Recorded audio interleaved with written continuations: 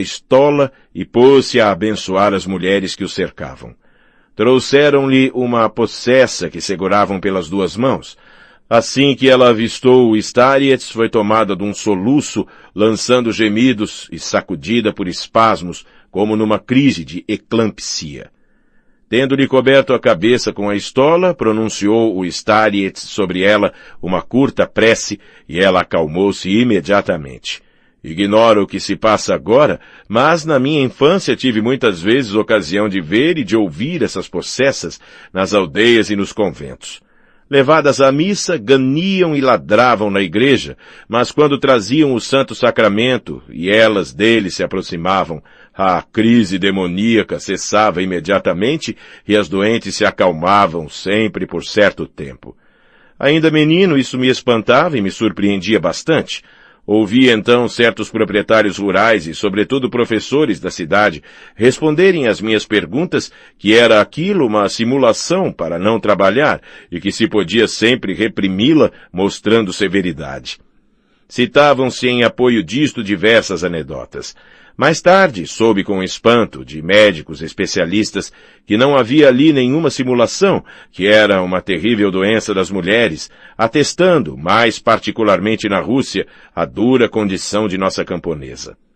Provinha de trabalhos estafantes, executados muito cedo, após laboriosos partos mal efetuados, sem nenhuma ajuda médica.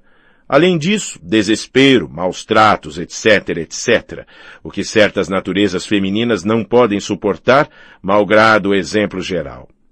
A cura estranha e súbita de uma possessa presa de convulsões, desde que a aproximavam das sagradas espécies, cura atribuída então à simulação e, além do mais, a um ardil empregado, por assim dizer, pelos próprios clérigos, efetuava-se provavelmente também da maneira mais natural. As mulheres que conduziam a doente, e sobretudo ela própria, estavam persuadidas, como de uma verdade evidente, de que o espírito impuro que a possuía não poderia jamais resistir na presença do Santo Sacramento, diante do qual inclinavam a infeliz.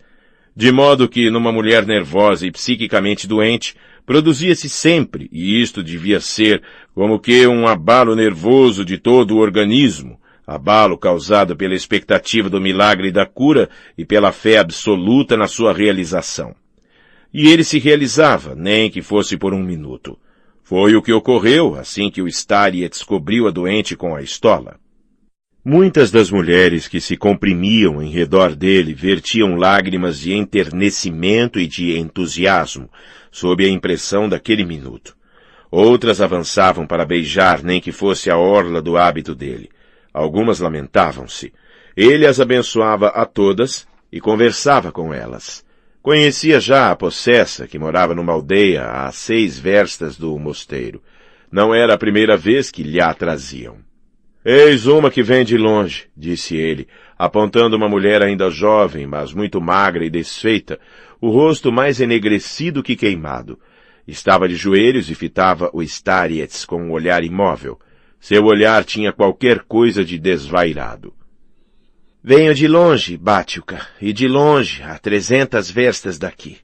De longe, meu pai, de longe, repetiu a mulher como um estribilho, balançando a cabeça da direita para a esquerda, com a face apoiada na palma de sua mão.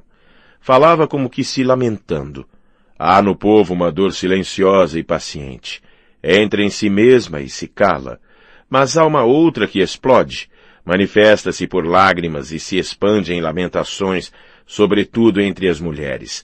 Não é mais ligeira que a dor silenciosa. As lamentações só se acalmam roendo e dilacerando o coração. Semelhante dor não quer consolações, repasta-se com a ideia de ser inextinguível. As lamentações são apenas a necessidade de irritar cada vez mais a ferida.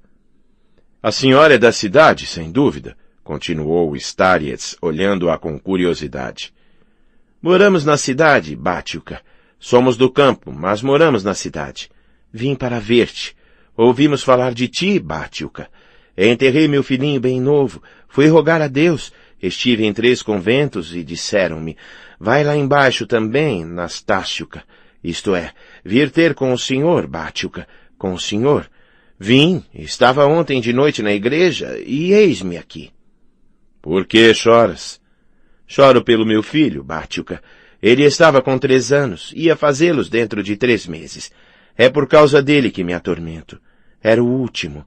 Nikítiuca e eu tivemos 4, mas os meninos não ficam em nossa casa, bem-amado, não ficam. Enterrei os 3 primeiros, não tinha tanto pesar, mas este último, não posso esquecê-lo. É como se tivesse ficado diante de mim, não se vai embora. Estou de alma ressequida. Contemplo sua roupinha, sua camisinha, suas botinas e soluço. Exponho tudo quanto restou depois dele, cada coisa. Contemplo-as e choro. Digo a Nikítiuca, meu marido, meu senhor, deixe-me ir em peregrinação. Ele é cocheiro, temos de tudo. Meu pai, temos de tudo. Vivemos por nossa conta, tudo nos pertence, os cavalos e os carros. Mas de que servem agora todos esses bens? Sem mim, meu Nikítiuca deve ter se posto a beber, de certo, e já antes, assim que eu me afastava, fraquejava ele. Mas agora não penso mais nele. Há 3 meses que abandonei a casa. Esqueci tudo e não quero mais lembrar-me de nada. Que farei dele agora? Rompi com ele e com todos. E agora não desejaria ver minha casa e meus bens, e preferiria mesmo ter perdido a vista. Escuta, mãe, proferiu Starietz. Outrora um grande santo avistou no templo uma mãe que chorava como tu, também por causa de seu filho único, que o senhor havia igualmente chamado a si. Não sabes, disse-lhe o santo, como são atrevidas essas criancinhas diante do trono de Deus? Não há mesmo ninguém mais atrevido no reino dos céus. Senhor, tu nos deste a vida, dizem eles a Deus, mas apenas vimos o dia, tu nola tomaste. Pedem e reclamam tão atrevidamente que o Senhor faz deles logo anjos. Por isso, disse o santo, rejubila-te e não chores. Teu filho acha-se agora na casa do Senhor, no coro dos anjos. Eis o que disse nos tempos antigos o santo à mulher que chorava. Era um grande santo e nada podia fazer-lhe que não fosse verdade. Sabe, pois, mãe, que teu filho também se acha de certo diante do trono do Senhor. Regozija-se, diverte-se e roga a Deus por ti. Podes chorar, mas rejubila-te. A mulher escutava-o com a face na mão inclinada. Suspirou profundamente. Era da mesma maneira que Nikítiuca me consolava. Não és razoável, dizia ele. Por que chorar? Nosso filho, de certo, canta agora com os anjos junto do Senhor. Diz-me isto e ele mesmo chora. Vejo suas lágrimas. Eu sei, digo eu, Nikítiuca. Onde estaria ele, se não na casa do Senhor? Somente não está mais aqui conosco, neste momento, bem perto, como ficava outrora. Oh, se eu pudesse revê-lo uma vez apenas, sem me aproximar dele, sem falar, ocultando-me em um canto. Vê-lo somente 1 minuto, ouvi-lo brincar lá fora, vir, como vinha por vezes, gritar com sua vozinha. Mamãe, onde estás? Se eu pudesse ouvir seus pezinhos trotarem pelo quarto. Bem, muitas vezes, lembro-me, corria para mim com gritos e risadas. Se pudesse ao menos ouvi-lo. Mas ele não está mais lá, Bártiuca. E não o ouvirei nunca mais. Eis o seu cinto, mas ele não está mais lá, e tudo acabou para sempre. Tirou do seu seio o cinturãozinho de passamanaria de seu filho. Assim que o olhou, foi abalada por soluços, ocultando os olhos com seus dedos, através dos quais corriam torrentes de lágrimas. Ah! Exclamou Starietz. Isso é o antigo Raquel chorando seus filhos sem poder ser consolada, porque eles não mais existem. Tal é a sorte que vos está destinada neste mundo, ó mães. Não te consoles, não é preciso que te consoles. Chora, mas cada vez que chorares, lembra-te de que teu filho é um dos anjos de Deus, que lá do alto te olha e te vê, que se rejubila com tuas lágrimas e mostra-as ao Senhor. Por muito tempo ainda tuas lágrimas maternais correrão, mas afinal tornar-se-ão uma alegria tranquila. Tuas lágrimas amargas serão lágrimas de enternecimento e de purificação que salvam do pecado. Rogarei pelo repouso da alma de teu filho. Como se chamava ele? Aliexiei, Bártiuca. Um belo nome. Tinha por santo padroeiro Aliexiei, homem de Deus? Sim, Bártiuca. Aliexiei, homem de Deus. que grande santo! Rogarei por ele, mãe. Não esquecerei tua aflição em minhas preces. Rogarei também pela saúde de teu marido, mas é um pecado abandoná-lo. Volta para ele. Toma bastante cuidado com ele. Lá do alto, teu filho vê que abandonaste seu pai e chora por vós. Por que perturbar a sua beatitude? Ele vive, porque a alma vive eternamente. Não está em casa, mas encontra-se bem perto de vós, invisível. Como virá ele à tua casa se dizes que a detestas? Para quem virá ele se não vos encontra em casa, se não vos encontra juntos, o pai e a mãe? Ele te aparece agora e ficas atormentada. Então enviar-te-á doces sonhos. Volta para teu marido, mãe, hoje mesmo. Irei, bem-amado, segundo a tua palavra. Lixe em meu coração. Nikituka, tu me esperas, meu querido, tu me esperas. Começava a mulher a lamentar-se, mas já o Starietz se voltava para uma velhinha, vestida não de peregrina, mas de citadina. Pelos seus olhos via-se que tinha um caso, que viera para comunicar alguma coisa. Era a viúva de um suboficial, morador de nossa cidade. Seu filho, Vassienka, empregado num comissariado, partira para Irkutsk, na Sibéria. Escrevera 2 vezes, mas havia um ano que estava ela sem notícias. Havia se informado, mas na verdade não sabia mesmo onde informar-se. Um dia desses, Stiepanida Ilinchna Biedriagna, uma rica comerciante, me dizia: escreve o nome de teu filho num papel, Prokofna. Vai à igreja e encomenda preces pelo repouso de sua alma. Sua alma ficará angustiada e ele te escreverá. É este, afirmou Stiepanida Ilinchna, um meio seguro e frequentemente posto em prática. Tenho somente dúvidas. Tu, que és nossa luz, dize-me se isso é verdade ou mentira, bem ou mal. Guarda-te bem disso. É até vergonhoso pedi-lo. Como se pode rezar pelo repouso de uma alma viva e ainda por cima sua própria mãe? É um grande pecado, como a feitiçaria. Somente tua ignorância vale-te o perdão. Reza antes pela saúde dele, a rainha dos céus, a pronta medianeira, a auxiliadora dos pecadores, a fim de que ela te perdoe teu erro. Escuta, Prokorovna, ou teu filho voltará em breve para ti, ou enviará de certo uma carta. Fica sabendo. Vai em paz, teu filho está vivo, digo-te. Bem-amado, que Deus te recompense. A ti, nosso benfeitor, que reza por todos nós e pelos nossos pecados. Mas o Starietz já havia notado na multidão o olhar ardente dirigido para ele de uma camponesa de aspecto de tuberculosa, acabada, se bem que ainda jovem. Ela olhava em silêncio, seus olhos imploravam alguma coisa, mas parecia temer aproximar-se. Que queres, minha cara? Alivia minha alma, bem-amado, murmurou ela docemente. Sem pressa, pôs-se de joelhos, prosternou-se a seus pés. Pequei, meu bom pai, e tenho medo do meu pecado. O Starietz sentou-se sobre o derradeiro degrau. A mulher aproximou-se dele, sempre de joelhos. Sou viúva há 3 anos, começou ela a meia voz. Era penoso viver com meu marido. Era velho e batia-me duramente. Estava deitado, doente, e pensava eu olhando. Mas se ele se restabelecer e se levantar de novo, que acontecerá então? E esta ideia não me deixou mais. Espera, disse o Starietz, e aproximou seu ouvido dos lábios dela. A mulher continuou com uma voz que mal se ouvia. Logo terminou. Há 3 anos? Perguntou o Starietz. 3 anos.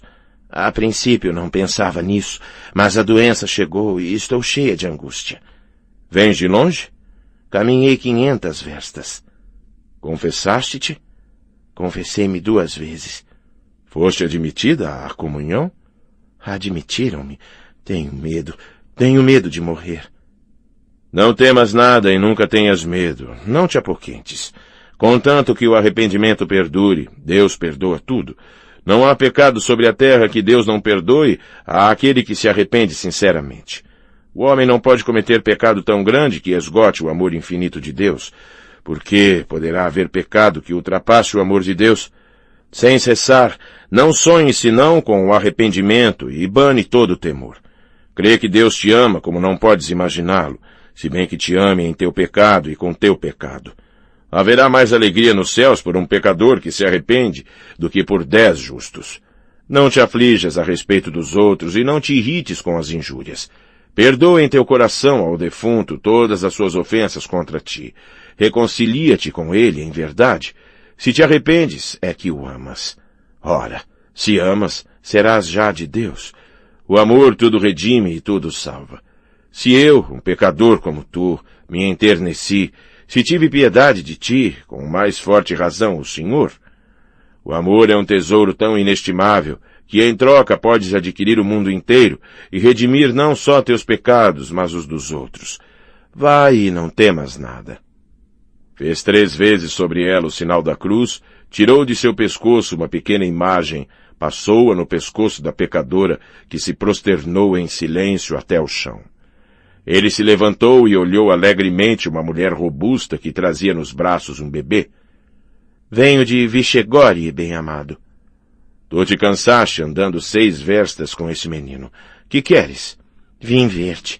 Não é a primeira vez, já te esqueceste? Tens memória fraca se não te lembras de mim. Dizia-se lá em nossa aldeia que estavas doente. Pois bem, pensei, eu mesmo irei vê-lo. Vejo que não tens nada. Viverás ainda 20 anos, palavra. Não rezam bastante por ti? Como haverias de cair doente? Obrigado por tudo, minha cara. A propósito, tenho um pequeno pedido a fazer-te. Aqui estão 60 copequês. Dá-os a uma outra mais pobre do que eu. Ao vir para cá, pensava, valerá melhor entregá-los a ele, que saberá a quem dá-los. Obrigado, minha cara. Obrigado, minha boa mulher. Eu te amo. Não deixarei de fazer o que pedes. É uma menina que tens nos braços? Uma menina, bem-amado, Lisa Vieta. Que o Senhor vos abençoe a todas 2, a ti e à pequena Lisa Vieta. Tu alegraste meu coração, mãe. Adeus, minhas queridas filhas. Abençoou a todas e fez-lhes uma profunda reverência. 4. Uma dama sem muita fé. A dama proprietária, recentemente chegada, testemunha dessa conversação com as mulheres do povo e da bênção, vertia suaves lágrimas que enxugava com seu lenço. Era uma mulher da sociedade, sensível, de tendências virtuosas. Quando Starietz a abordou, por fim, acolheu-o com entusiasmo. Experimentei uma tal impressão contemplando essa cena enternecedora. A emoção cortou-lhe a palavra. Compreendo que o povo vos ame. Eu mesmo amo o povo. Como não se haveria de amar nosso excelente povo russo, tão ingênuo na sua grandeza? Como vai sua filha? Quis de novo entreter-se comigo? Pedi instantemente. Tenho suplicado. Estava pronta a me pôr de joelhos e a ficar 3 dias diante de vossas janelas até que me deixasseis entrar. Vimos, grande curador, exprimir-vos todo o nosso reconhecimento entusiasta. Porque fostes vós que curastes Lisa, completamente, quinta-feira, rezando diante dela e impondo-lhe as mãos. Tínhamos pressa em beijar essas mãos, em testemunhar nossos sentimentos e nossa veneração. Eu a curei, diz a senhora? Ela, porém, está ainda deitada em sua poltrona.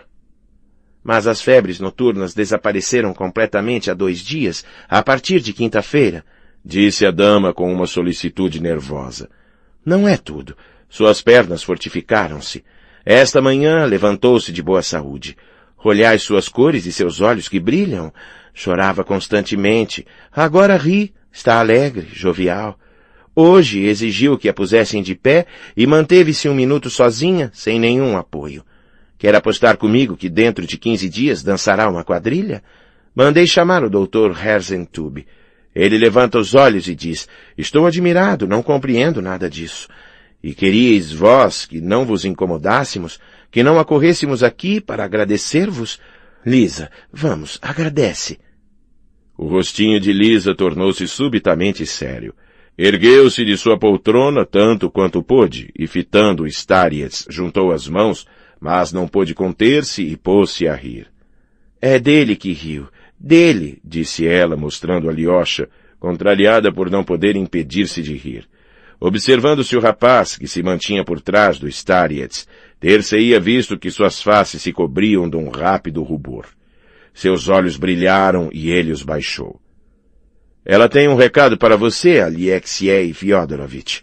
Como vai você? Continuou ela, dirigindo-se a Alyosha e estendendo-lhe a mão deliciosamente enluvada. O Starets voltou-se e examinou Alyosha. Este aproximou-se de Lisa e estendeu-lhe a mão, sorrindo acanhadamente. Lisa assumiu um ar grave. Katarina Ivanovna pediu-me que lhe remetesse isto, e entregou-lhe uma pequena carta. Ela lhe pede que vá vê-la o mais cedo possível e sem falta.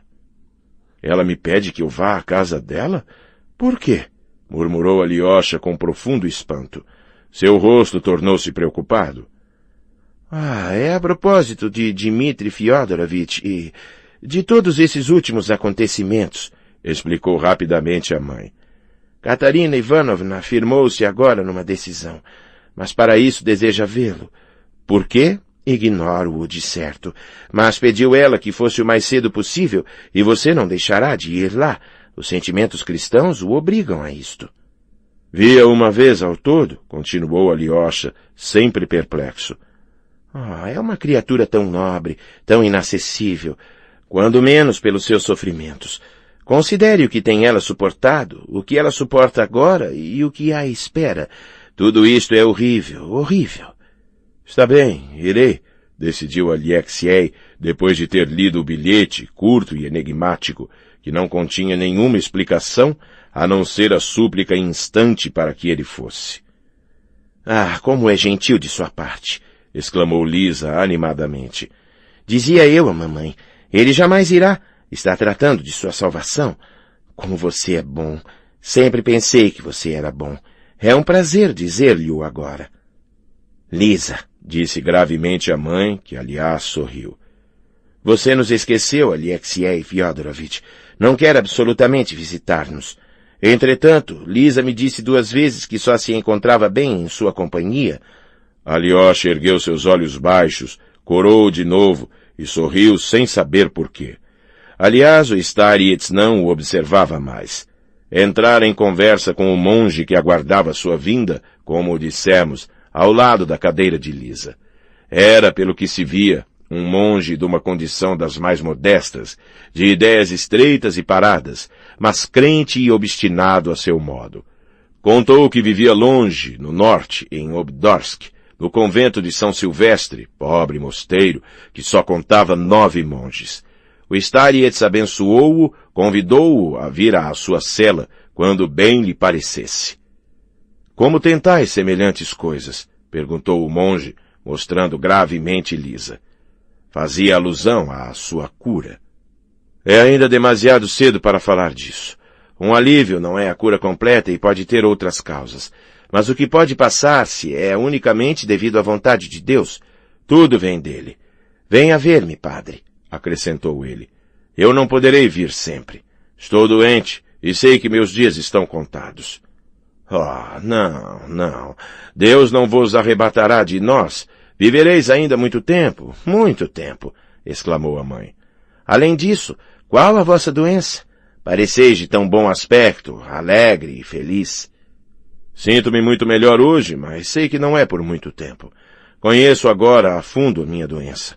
Se lhe pareço tão alegre, nada me pode causar mais prazer que ouvi-la dizer isso, porque a felicidade é o fim do homem, e aquele que tem sido completamente feliz tem o direito de dizer a si mesmo: cumpre a lei divina nesta terra.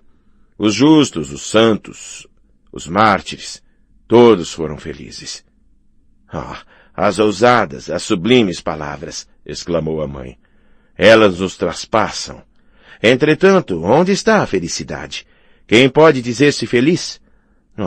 Já que tivestes a bondade de permitir que vós viéssemos ser ainda hoje, escutai tudo quanto não vos disse na derradeira vez, tudo quanto não ousava dizer-vos, aquilo de que sofro desde tanto tempo, porque eu sofro, desculpai-me, eu sofro. E num impacto de fervor, juntou as mãos diante dele. De que, particularmente? Sofro porque não creio. Não crê em Deus? Não ouso pensar nisso. Mas a vida futura, que enigma, e ninguém pode responder a isto. Escutai-me, vós que conheceis a alma humana e a curais. Sem dúvida não ouso pedir-vos que me acrediteis absolutamente, mas asseguro-vos, da maneira mais solene, que não é por leviandade que falo agora. Essa ideia da vida de além-túmulo me emociona até o sofrimento, até o espanto e o pavor. E não sei a quem dirigir-me. Não ousei toda a minha vida. Agora me permito dirigir-me a vós. Oh Deus, por quem me tomais? Bateu as mãos uma contra a outra. Não se inquiete com a minha opinião, respondeu o Starietz. Creio perfeitamente na sinceridade de sua angústia. Ah, como vos sou grata! Vede, fecho os olhos e sonho. Se todos acreditam, de onde vem isto? Assegura-se que tudo isto provém, a princípio, do medo, inspirado pelos fenômenos grandiosos da natureza, mas que nada existe. Pois bem, penso eu, acreditei toda a minha vida. Morrerei e não haverá nada, e somente a relva brotará sobre o túmulo, como se exprime um escritor. É horrível. Como recuperar a fé? Aliás, criei somente na minha infância, mecanicamente, sem pensar em nada. Como me convencer? Vim inclinar-me diante de vós e rogar-vos que me esclareçais, porque se deixo passar a ocasião presente, nunca mais me responderão. Como persuadir-me? De acordo com que provas? Quanto sou infeliz! Em redor de mim ninguém se preocupa com isto, quase ninguém. Ora, não posso suportar isso sozinha. É esmagador. De certo é esmagador. Mas onde nada se pode provar, pode a gente persuadir-se. Como? De que maneira? Pela experiência do amor que age. Esforce-se por amar seu próximo com ardor e sem cessar. À medida que progredir no amor, convencer-se-á a senhora da existência de Deus e da imortalidade de sua alma. Se for até a abnegação total no seu amor ao próximo, então acreditará indubitavelmente, e nenhuma dúvida mesmo poderá aflorar sua alma. Está isto demonstrado pela experiência. O amor que age, eis ainda uma questão, e que questão? Vede, amo tanto a humanidade que, acreditaríeis vós, sonho por vezes abandonar tudo quanto tenho, deixar Lisa e fazer-me irmã de caridade. Fecho os olhos, sonho e devaneio. Nesses momentos, sinto em mim uma força invisível. Nenhum ferimento, nenhuma chaga purulenta poderia horrorizar-me. Eu as pensarei, as levarei com minhas próprias mãos. Serei a enfermeira desses pacientes, prestes a beijar suas úlceras. Já é muito que a senhora tenha tais pensamentos. Por acaso acontecer-lhe-á praticar verdadeiramente uma boa ação? Sim, mas poderia eu suportar muito tempo tal existência? Continuou a dama, apaixonadamente, com um ar quase desvairado.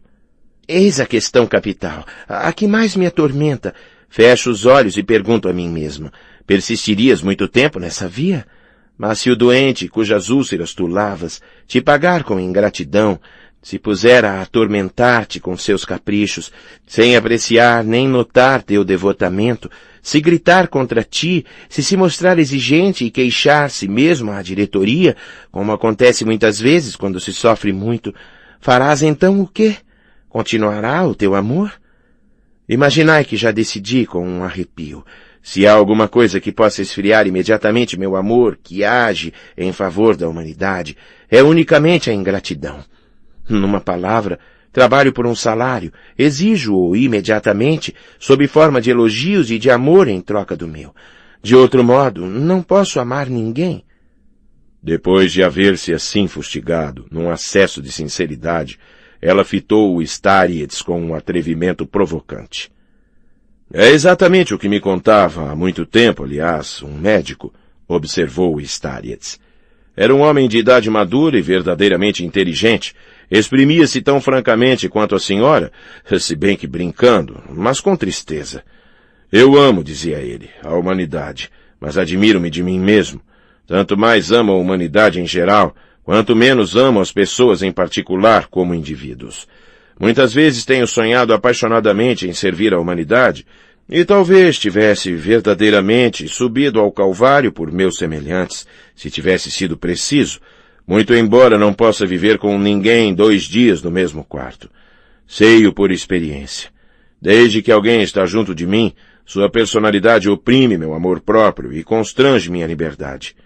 Em 24 horas posso mesmo antipatizar com as melhores pessoas. Uma porque fica muito tempo na mesa, outra porque está resfriada e só faz espirrar. Torno-me o inimigo dos homens, apenas se acham eles em contato comigo. Em compensação, invariavelmente, quanto mais detesto as pessoas em particular, tanto mais ardo de amor pela humanidade em geral. Mas que fazer? Que fazer em semelhante caso? É de desesperar. Não, porque basta que a senhora fique desolada. Faça o que puder e ser-lhe-á levado isso em conta. A senhora já fez muito para ser capaz de conhecer-se a si mesma de maneira tão profunda, tão sincera.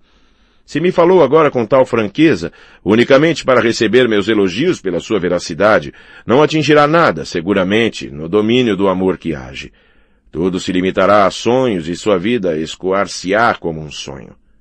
Então, naturalmente, esquecerá a vida futura e, para o fim, tranquilizar-se-á de uma maneira ou de outra. Vós me acabrunhais.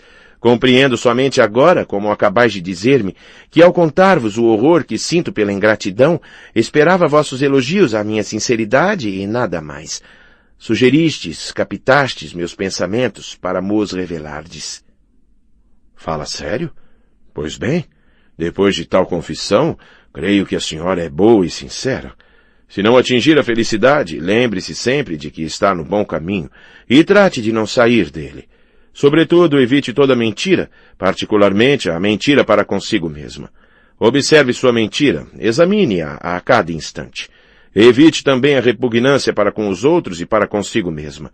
O que lhe parece mal na senhora mesma está purificado pelo simples fato de que o notou na senhora.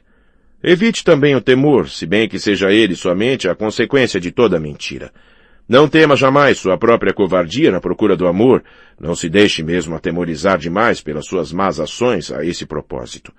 Lamento nada poder dizer-lhe de mais rejubilante, porque o amor que age, comparado com o amor contemplativo, é algo de cruel e de atemorizante. O amor contemplativo tem sede de realização imediata e de atenção geral. Chega-se ao ponto de dar sua vida, com a condição de que isso não dure muito tempo, e que tudo se acabe rapidamente, como no palco, sob os olhares e os elogios. O amor atuante é o trabalho e o domínio de si, e para alguns toda uma ciência. Ora, predigo-lhe que no momento mesmo em que a senhora verificar com terror que, malgrado todos os seus esforços, não somente não se aproximou a senhora do alvo, mas até mesmo dele se afastou, nesse momento, predigo-lhe, a senhora atingirá o alvo e verá acima da senhora a força misteriosa do Senhor, que a terá guiado com amor, sem que a senhora soubesse. Desculpe-me não poder demorar mais tempo com a senhora. Esperam-me. Adeus. A dama chorava. Lisa, abençoai-a, disse ela com ímpeto. Ela não merece ser amada. Vi-a divertir-se todo o tempo, brincou Starietz. Por que zombou de Aliexiei? Lisa, com efeito, dedicara-se todo o tempo a isso. Desde muito tempo, desde o ano anterior, notara que Alyosha se perturbava na sua presença, evitava olhá-la, e isto tornou-se muito divertido para ela. Fitava-o, buscava seu olhar. Não resistindo àquele olhar fixo obstinadamente sobre ele, Alyosha, impelido por uma força invisível, olhava-a por sua vez. Imediatamente ela se abria num sorriso triunfante. Isto aumentava a confusão e o despeito de Alyosha. Afinal, afastou-se completamente dela, ocultando-se por trás do Starietz. Ao fim de alguns minutos, como que hipnotizado, voltou-se para ver se o olhavam. Lisa, quase fora de sua cadeira, observava-o de viés e esperava impacientemente que ele a olhasse. Tendo assim captado o olhar dele, explodiu em tal gargalhada que o Starietz não pôde conter-se. Por que, sua brejeira, faz você que ele colhe dessa maneira? Lisa ficou toda vermelha, seus olhos brilharam, seu rosto ficou sério e com voz lamentosa, indignada, disse nervosamente. Por que me esqueceu ele tudo? Quando eu era bem pequenina, carregava-me em seus braços, brincávamos juntos. Foi ele quem me ensinou a ler, sabíeis? Há 2 anos, ao partir, disse que não o esqueceria jamais, que éramos amigos para sempre, e ei-lo agora que tem medo de mim como se eu fosse comê-lo. Por que não se aproxima e não quer falar? Por qual razão não vos vem ver? Não é porque vós o retenhais, pois sabemos que ele vai a toda parte. Não é conveniente para mim convidá-lo. Deveria ele lembrar-se por primeiro, se não esqueceu. Não, agora trata de sua salvação, porque o revestistes desse hábito de longas abas. Se correr, cairá. De súbito, não suportando mais, ocultou o rosto nas mãos e rebentou numa gargalhada nervosa, prolongada, silenciosa, que a sacudia toda. O Starietz, que a havia escutado sorrindo, abençoou-a com ternura. Ao beijar-lhe a mão, ela a apertou contra seus olhos e se pôs a chorar. Não vos zangueis comigo. Sou uma bobinha. Não valho coisa alguma. A Alyosha tem talvez razão em não querer ir à casa de uma moça tão ridícula. Eu lhe mandarei lá, sem falta, cortou o Starietz. 5. Assim seja. A ausência do Starietz durara cerca de 25 minutos. Era mais de 12:30 e Dmitri Fyodorovich, por causa de quem se havia convocado a reunião, ainda não tinha chegado. Mas tinham-no quase esquecido, e quando o Starietz reapareceu na cela, encontrou seus visitantes ocupados numa conversação bastante animada. Travava-se sobretudo entre Ivan Fyodorovich e os dois religiosos. Miusov a ela se misturava com ardor, mas sem grande êxito. Ficava em segundo plano e não lhe respondiam, o que só fazia aumentar sua irritabilidade. Anteriormente já havia feito duelo de erudição com Ivan Fyodorovich e não podia suportar de sangue frio certa falta de atenções da parte deste último. Até agora, pelo menos, eu estava no nível de tudo quanto há de progressista na Europa, mas essa nova geração nos ignora totalmente, pensava consigo mesmo. Fyodor Pavlovich, que havia jurado ficar sentado sem dizer palavra, guardou silêncio por algum tempo, mas observava, com um sorriso zombeteiro, seu vizinho Pyotr Alexandrovich, cuja irritação o alegrava visivelmente. Desde muito tempo se dispunha a pagar-lhe na mesma moeda e não queria deixar passar a ocasião. Por fim, não se conteve mais, inclinou-se para o ombro de seu vizinho e mexeu com ele à meia voz. Por que não partiu ainda há pouco, depois da anedota do santo, e consentiu em ficar em companhia tão inconveniente? E que, sentindo-se humilhado e ofendido, ficou o senhor para mostrar seu espírito e tirar sua vingança. Agora o senhor não se irá embora sem tê-lo mostrado. O senhor recomeça? Vou-me embora agora mesmo, pelo contrário. Será o último a sair, lançou-lhe Fyodor Pavlovich. O Starietz voltou quase imediatamente. A discussão parou por um minuto, mas, tendo Starietz retomado seu lugar, passou seu olhar sobre os assistentes como para convidá-los a continuar. Alyosha, que conhecia cada expressão de seu rosto, viu que ele estava extenuado e exigia demais de suas forças. Nos últimos tempos de sua doença desmaiava de fraqueza. A palidez que era o sintoma disto espalhava-se agora pelo seu rosto. Tinha os lábios exangües, mas não queria evidentemente despedir a Assembleia, tendo para isto suas razões. Quais? Alyosha observava-o com atenção. Comentávamos um artigo bastante curioso do senhor, explicou o padre Iosif, o bibliotecário, designando Ivan Fyodorovich. Há muitas apreciações novas, mas a tese parece de dois gumes. É um artigo em resposta a um padre, autor de uma obra a respeito dos tribunais eclesiásticos e da extensão de seus direitos. Infelizmente, não li seu artigo, mas ouvi falar dele, respondeu o Starietz, olhando atentamente para Ivan Fyodorovich. O senhor coloca-se de um ponto de vista bastante curioso, continuou o padre bibliotecário. Parece rejeitar absolutamente a separação da Igreja e do Estado na questão dos tribunais eclesiásticos. É curioso, mas em qual sentido? Perguntou o Starietz a Ivan Fyodorovich. Este respondeu-lhe, afinal, não com um ar altivo, pedante, como Alyosha receava ainda na véspera, mas num tom modesto, discreto, excluindo qualquer segunda intenção. Parto do princípio de que esta confusão dos elementos essenciais da Igreja e do Estado, tomados separadamente, durará sem dúvida sempre, se bem que seja impossível e jamais se possa levá-la a um estado não somente normal, mas um pouco conciliável, porque repousa sobre uma mentira. Um compromisso entre a Igreja e o Estado, em questões tais como a da justiça, por exemplo, é, na minha opinião, essencialmente impossível. O eclesiástico a quem replico sustenta que a Igreja ocupa no Estado um lugar preciso e definido. Objetei-lhe que a Igreja, pelo contrário, longe de ocupar apenas um canto no Estado, devia absorver o Estado inteiro, e que se isto é atualmente impossível, deveria ser, por definição, o alvo direto e principal de todo o desenvolvimento ulterior da sociedade cristã. Perfeitamente justo, declarou com voz firme e nervosa o padre Paisi, religioso taciturno e erudito.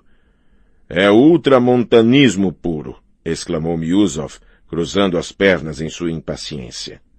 Pois se nem sequer temos montes em nosso país, exclamou o padre Iosif, que continuou dirigindo-se ao Starets. O senhor refuta os princípios fundamentais e essenciais de seu adversário, um eclesiástico, notai-o. Ei-los. Em primeiro lugar, nenhuma associação pública pode nem deve atribuir-se o poder de dispor dos direitos políticos e civis de seus membros. Em segundo lugar, o poder em matéria civil e criminal não deve pertencer à Igreja, porque é incompatível com sua natureza, como instituição divina e como associação que se propõe fins religiosos. Afinal, em terceiro lugar, a Igreja é um reino que não é deste mundo. E é este um jogo de palavras totalmente indigno de um eclesiástico, interrompeu de novo o padre Paisi com impaciência. Li a obra que o senhor refuta, disse ele, dirigindo-se a Ivan Fyodorovitch. E fiquei surpreso diante das palavras daquele padre. A Igreja é um reino que não é deste mundo. Se ela não é deste mundo, não poderia existir sobre a terra. No Santo Evangelho, as palavras não és deste mundo são empregadas num outro sentido. É impossível brincar com semelhantes palavras. Nosso Senhor Jesus Cristo veio precisamente estabelecer a Igreja sobre a terra. O reino dos céus, bem entendido, não é deste mundo, mas do céu, e nele só se entra pela Igreja, a qual foi fundada e estabelecida sobre a terra.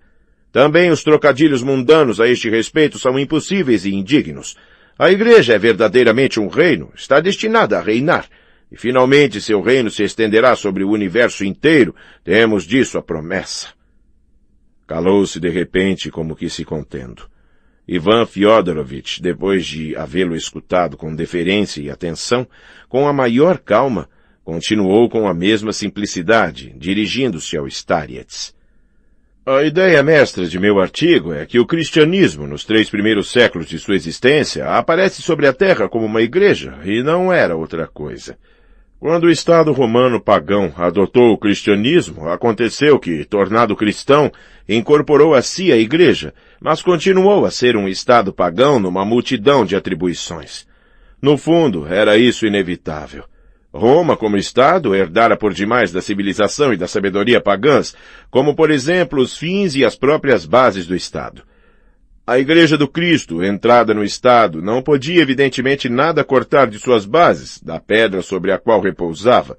Só podia prosseguir os seus fins, firmemente estabelecidos e indicados pelo próprio Senhor, entre outros, converter em Igreja o mundo inteiro, e por consequência o Estado pagão antigo.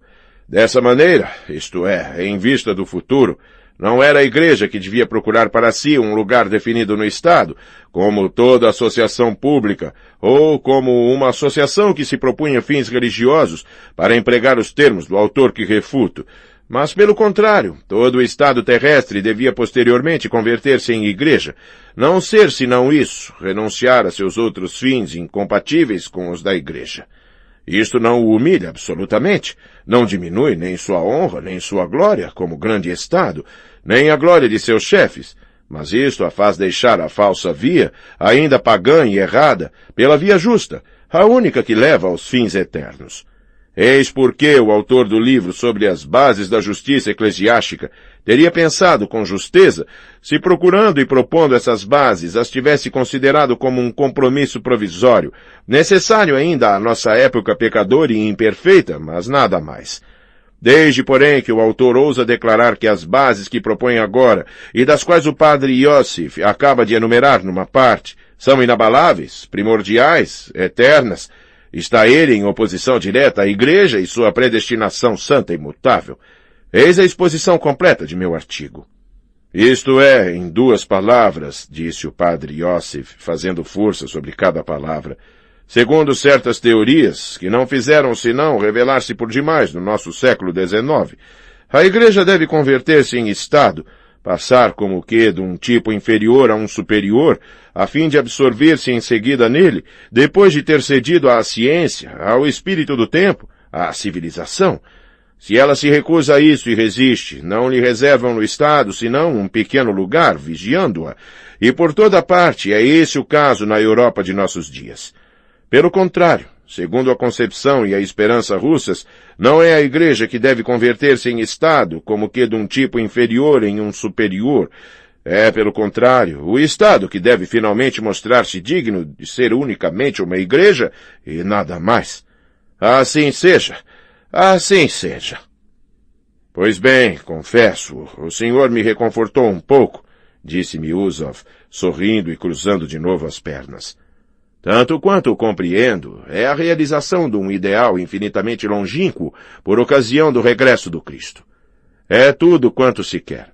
O sonho utópico do desaparecimento das guerras, dos diplomatas, dos bancos, etc. Alguma coisa que se assemelhe mesmo ao socialismo.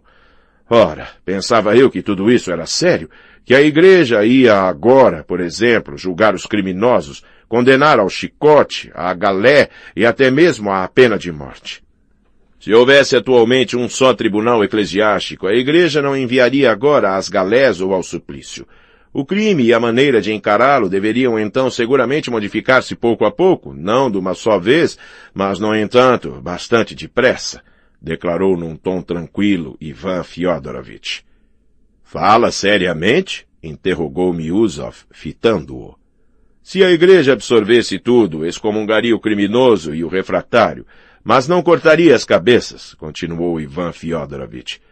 Pergunto-vos, aonde iria o excomungado? Por que deveria então não somente separar-se das pessoas, mas do Cristo? Pelo seu crime, insurgir-se-ia não só contra as pessoas, mas contra a Igreja do Cristo. É o caso atualmente, sem dúvida, no sentido estrito. No entanto, não é proclamado, e a consciência do criminoso de hoje transige muitas vezes. Roubei, diz ela, mas não vou contra a Igreja, não sou o inimigo do Cristo. Eis o que diz frequentemente o criminoso de hoje. Pois bem, quando a Igreja tiver substituído o Estado, ser-lhe-á difícil falar assim, a menos que negue a Igreja na terra inteira. Todos, diria ele, estão no erro, todos se desviaram, a Igreja deles é falsa. Somente eu, assassino e ladrão, sou a verdadeira Igreja cristã. É dificílimo manter esta linguagem, supõe isto condições extraordinárias, circunstâncias que raramente existem. Atualmente, considerai de outra parte o ponto de vista da própria Igreja para com o crime. Será que não deveria modificar-se em oposição ao de hoje, que é quase pagão e de meio mecânico de cortar um membro gangrenado, como se pratica atualmente para preservar a sociedade, transformar-se totalmente na ideia da regeneração do homem, de sua ressurreição e de sua salvação? Que quer dizer isso? Deixo de novo de compreender, interrompeu Miusov. Ainda um sonho, algo de informe, de incompreensível. Que excomunhão é essa? Creio que o senhor se diverte simplesmente, Ivan Fyodorovitch. Na realidade, é assim mesmo atualmente, começou Starets e todos se voltaram para ele. Se não houvesse agora a Igreja do Cristo, não haveria para o criminoso nem freio a seus crimes, nem castigo, uma vez cometidos. Isto é, um castigo real, não mecânico, como o senhor acaba de dizer, e que não faz senão irritar na maior parte dos casos, mas o único eficaz, o único que amedronta e acalma, e que consiste na confissão de sua própria consciência. Como se pode dar isso? Permita-me que lhe o pergunte, disse Miusov com viva curiosidade. Pois vou dizer-lhe, prosseguiu Starets. Todas essas deportações a trabalhos forçados, agravadas outrora por punições corporais, não emendam ninguém e, sobretudo, não atemorizam quase nenhum criminoso. O número dos crimes não somente não diminui, mas só faz aumentar à medida que se avança. Estarão nisso de acordo comigo. Resulta que, dessa maneira, não fica a sociedade de modo algum preservada, porque, muito embora o membro nocivo seja mecanicamente cortado e mandado para longe, oculto à vista. Outro criminoso surgiu em seu lugar, talvez mesmo 2. Se alguma coisa protege ainda a sociedade, mesmo em nossos dias, emenda o próprio criminoso e faz dele outro homem. É ainda unicamente a lei do Cristo que se manifesta pela voz de sua própria consciência. Somente depois de ter reconhecido sua falta como filho da sociedade do Cristo, isto é, da Igreja, é que a reconhecerá diante da própria sociedade, isto é, diante da Igreja. Dessa maneira, é somente diante da Igreja que o criminoso contemporâneo é capaz de reconhecer sua falta e não diante do Estado. Se a justiça pertencesse à sociedade na qualidade de Igreja, saberia então a quem revogar da excomunhão, a quem admitir em seu seio? Agora, a Igreja, não tendo nenhuma justiça efetiva, mas somente a possibilidade de uma condenação moral, renuncia ela própria a castigar efetivamente o criminoso. Não o excomunga, cerca-o de sua edificação paternal. Mais ainda, esforça-se mesmo por conservar com o criminoso todas as relações entre a Igreja e o cristão. Admite-o aos ofícios, à comunhão, faz-lhe caridade e trata-o mais como transviado do que como criminoso. E que seria do criminoso, senhor, se a sociedade cristã, isto é, a Igreja, o rejeitasse como o rejeita e o exclui à lei civil? Que aconteceria se a Igreja o excomungasse cada vez que o castiga à lei do Estado? Não poderia haver mais desespero, pelo menos para os criminosos russos, porque estes ainda têm fé. Ora, aliás, quem sabe, aconteceria talvez uma coisa terrível, a perda da fé no coração ulcerado do criminoso, e então o que haveria? Mas a Igreja, como uma mãe terna, renuncia ela mesma ao castigo efetivo, visto que sem isto o culpado já é demasiado duramente punido pelo tribunal secular, e é preciso haver alguém que tenha compaixão dele. Renuncia isso, sobretudo porque a justiça da Igreja encerra em si unicamente a verdade e não pode juntar-se, por consequência, essencial e moralmente, a nenhuma outra, mesmo sob a forma de compromisso provisório. Aqui é impossível transigir.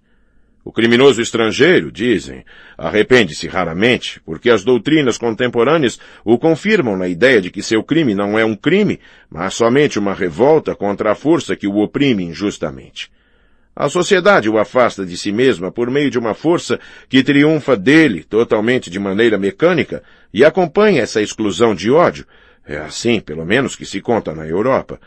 De ódio, de uma indiferença e de um esquecimento completos a respeito do destino ulterior desse homem, do ponto de vista fraternal.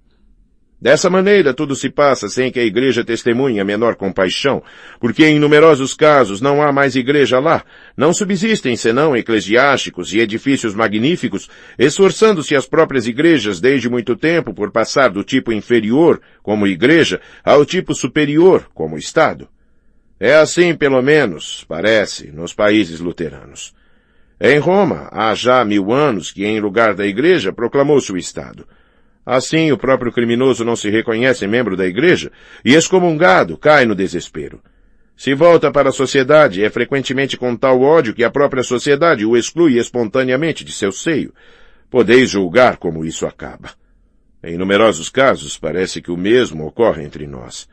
Mas o fato é que, de parte, os tribunais estabelecidos, temos além disso a Igreja, que não perde jamais o contato com o criminoso, que é para ela um filho sempre caro. Além do mais, existe e subsiste, ainda que apenas em ideia, a justiça da Igreja, se bem que não efetiva agora, mas viva para o futuro, mesmo em sonho, e reconhecida certamente pelo próprio criminoso, pelo instinto de sua alma. O que se acaba de dizer aqui é justo, a saber, que se a justiça da Igreja entrasse em vigor, isto é, que se a sociedade inteira se convertesse em Igreja, então não somente a justiça da Igreja influiria sobre a emenda do criminoso, como não o faz nunca atualmente, mas os próprios crimes diminuiriam em proporção inverossímil. E a Igreja, sem dúvida alguma, compreenderia no futuro, em numerosos casos, o crime e os criminosos de uma maneira toda diferente da atual. Saberia converter o excomungado, prevenir as intenções criminosas, regenerar o decaído. É verdade, e o Starietz sorriu, que a sociedade cristã não está ainda preparada para isso e só repousa sobre 7 justos. Mas como eles não se enfraquecem, permanece ela na expectativa de sua transformação completa de associação quase pagã em igreja única, universal e reinante. Assim será, nem que seja no fim dos séculos, porque só isto está predestinado a cumprir-se. E não há por que preocupar-se a propósito dos tempos e dos prazos, porque o mistério deles depende da sabedoria de Deus, de sua presciência, de seu amor. E o que, a vistas humanas, parece bastante afastado, está, talvez, pela predestinação divina, em vésperas de cumprir-se. Assim seja. Assim seja, confirmou respeitosamente o padre Paíse. Estranho no mais alto grau, proferiu Miusov num tom de indignação contida. Que encontra nisso de estranho? Informou-se com precaução o padre Iosif. Francamente, que é que isso significa? Exclamou Miusov, de súbito agressivo. O Estado é eliminado e instaura-se a Igreja em seu lugar. É ultramontanismo na segunda potência. O próprio Gregório VII não o tinha sonhado. Sua interpretação é o contrário da verdade, disse severamente o padre Paíse. Não é a Igreja que se converte em Estado, notai-o bem. Isto é Roma e seu sonho. É a terceira tentação diabólica. Pelo contrário, é o Estado que se converte em Igreja, que se eleva até ela e torna-se uma Igreja sobre a terra inteira, o que é diametralmente oposto a Roma, ao ultramontanismo, à vossa interpretação, e não é senão a missão sublime reservada à ortodoxia no mundo. É no Oriente que essa estrela começará a resplender. Miusov manteve um silêncio significativo. Toda a sua pessoa refletia uma dignidade extraordinária. Um sorriso de condescendência apareceu em seus lábios. Alyosha observava-o com o coração palpitante. Toda aquela conversação havia-o emocionado extremamente.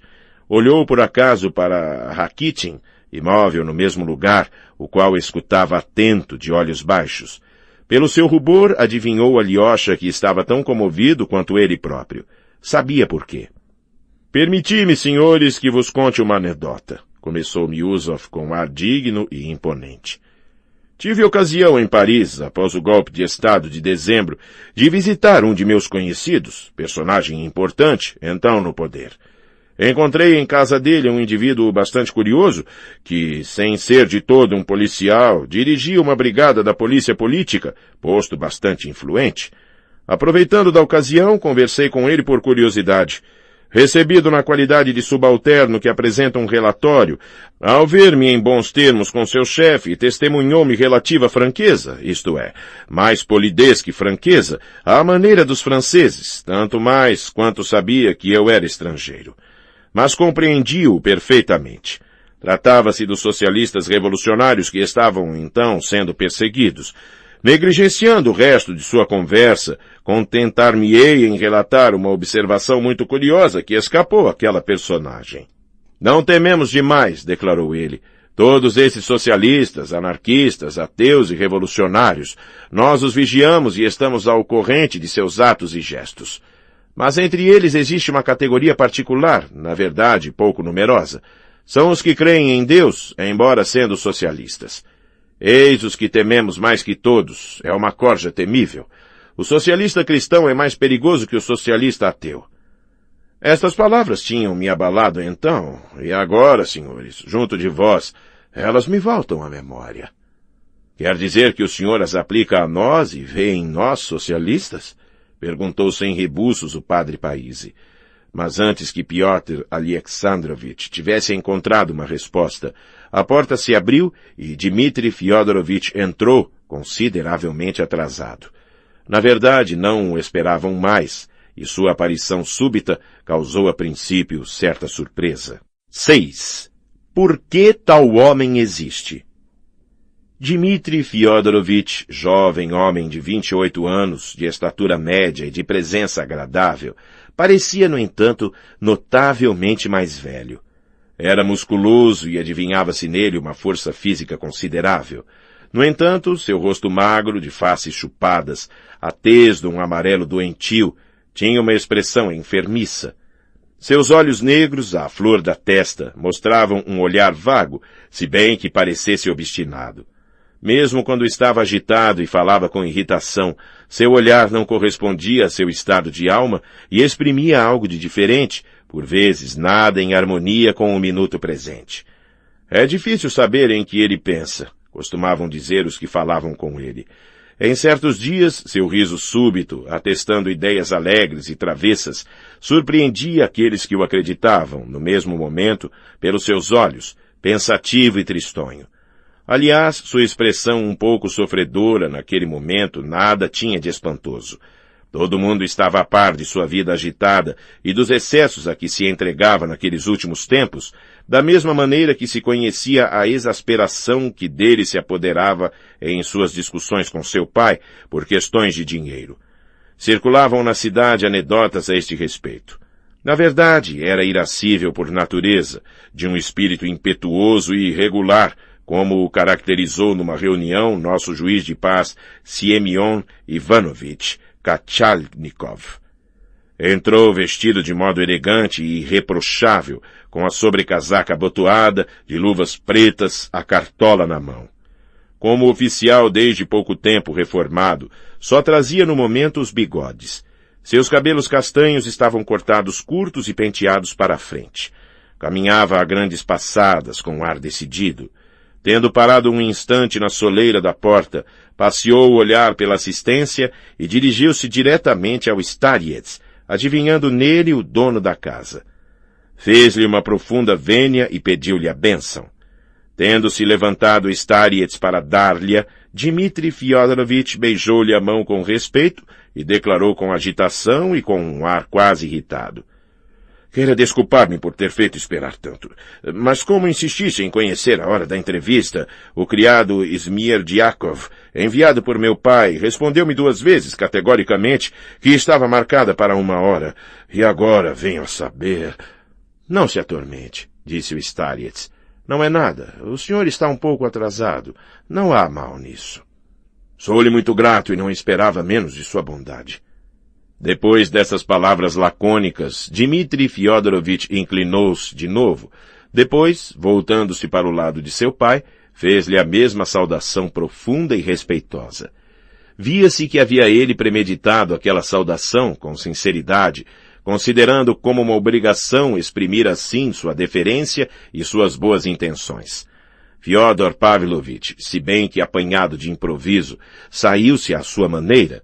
Em resposta à saudação do filho, levantou-se de sua cadeira e retribuiu-lhe igualmente. Seu rosto se tornou grave e imponente, o que não deixava de dar-lhe um aspecto mau. Depois de ter respondido em silêncio às saudações dos presentes, Dmitri Fyodorovitch dirigiu-se com seu passo decidido para a janela e ocupou o único assento livre, não longe do padre Paisi. Inclinado sobre sua cadeira, preparou-se para escutar a continuação da conversa interrompida.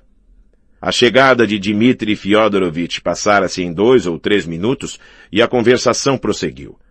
Mas desta vez Pyotr Alexandrovitch não creu necessário responder à pergunta premente e quase irritada do padre Paisi. Permitam-me que abandone este assunto, declarou ele com certa desenvoltura mundana. É, aliás, um assunto delicado. Vejam Ivan Fyodorovitch sorrindo para meu lado. Tem provavelmente algo de curioso a dizer a esse propósito. Perguntem-lhe. Não de particular, respondeu logo Ivan Fyodorovitch. Farei somente observar que desde muito tempo já o liberalismo europeu em geral, e mesmo nosso diletantismo liberal russo, confundem frequentemente os resultados finais do socialismo com os do cristianismo. Essa conclusão extravagante é, aliás, um traço característico. Por outro lado, como se vê, não somente os liberais e os diletantes confundem em muitos casos o socialismo e o cristianismo, há também os gendarmes, no estrangeiro, bem entendido. A anedota parisiense do senhor é bastante característica a este respeito, Pyotr Alexandrovitch. Em geral, peço de novo permissão para abandonar o assunto, repetiu Pyotr Alexandrovitch. Contar-lhes-ei antes outra anedota bastante interessante e bastante característica a propósito de Ivan Fyodorovitch. Há 5 dias, numa reunião em que se achavam sobretudo senhoras, declarou ele solenemente, no curso de uma discussão, que nada no mundo obrigava as pessoas a amar seus semelhantes, que não existia nenhuma lei natural ordenando ao homem que amasse a humanidade. E se o amor havia reinado até o presente sobre a terra, era isto devido não à lei natural, mas unicamente à crença das pessoas em sua imortalidade. Ivan Fyodorovich acrescentou entre parênteses que nisso está toda a lei natural, de sorte que se destruís no homem a fé em sua imortalidade, não somente o amor secará nele, mas também a força de continuar a vida no mundo. Mais ainda, não haverá então nada de imoral, tudo será autorizado, até mesmo a antropofagia. Não é tudo. Terminou afirmando que, para cada indivíduo, nós agora, por exemplo, que não acredita nem em Deus nem em sua imortalidade, a lei moral da natureza devia imediatamente tornar-se o inverso absoluto da precedente lei religiosa. Que o egoísmo, mesmo levado até a perversidade, devia não somente ser autorizado, mas reconhecido como a saída necessária, a mais razoável e quase a mais nobre. De acordo com tal paradoxo, julguem o resto, senhores. Julguem o que o nosso querido e excêntrico Ivan Fyodorovich acha bom proclamar e suas intenções eventuais. Com licença, exclamou de súbito Dmitri Fyodorovich. Se bem entendia, a perversidade deve não somente ser autorizada, mas reconhecida como a saída mais necessária e a mais razoável de cada ateu. É bem isto? É exatamente isso, disse o padre Paisi. Haverei de lembrar-me. Dito isto, Dmitri Fyodorovich calou-se tão subitamente quanto tinha tomado parte na conversa. Todos o olharam com curiosidade.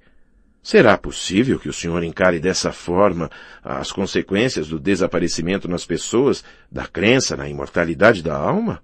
Perguntou de súbito o Starets a Ivan Fyodorovich. Sim, afirmei-o. Não há virtude sem imortalidade. É feliz se assim acredita.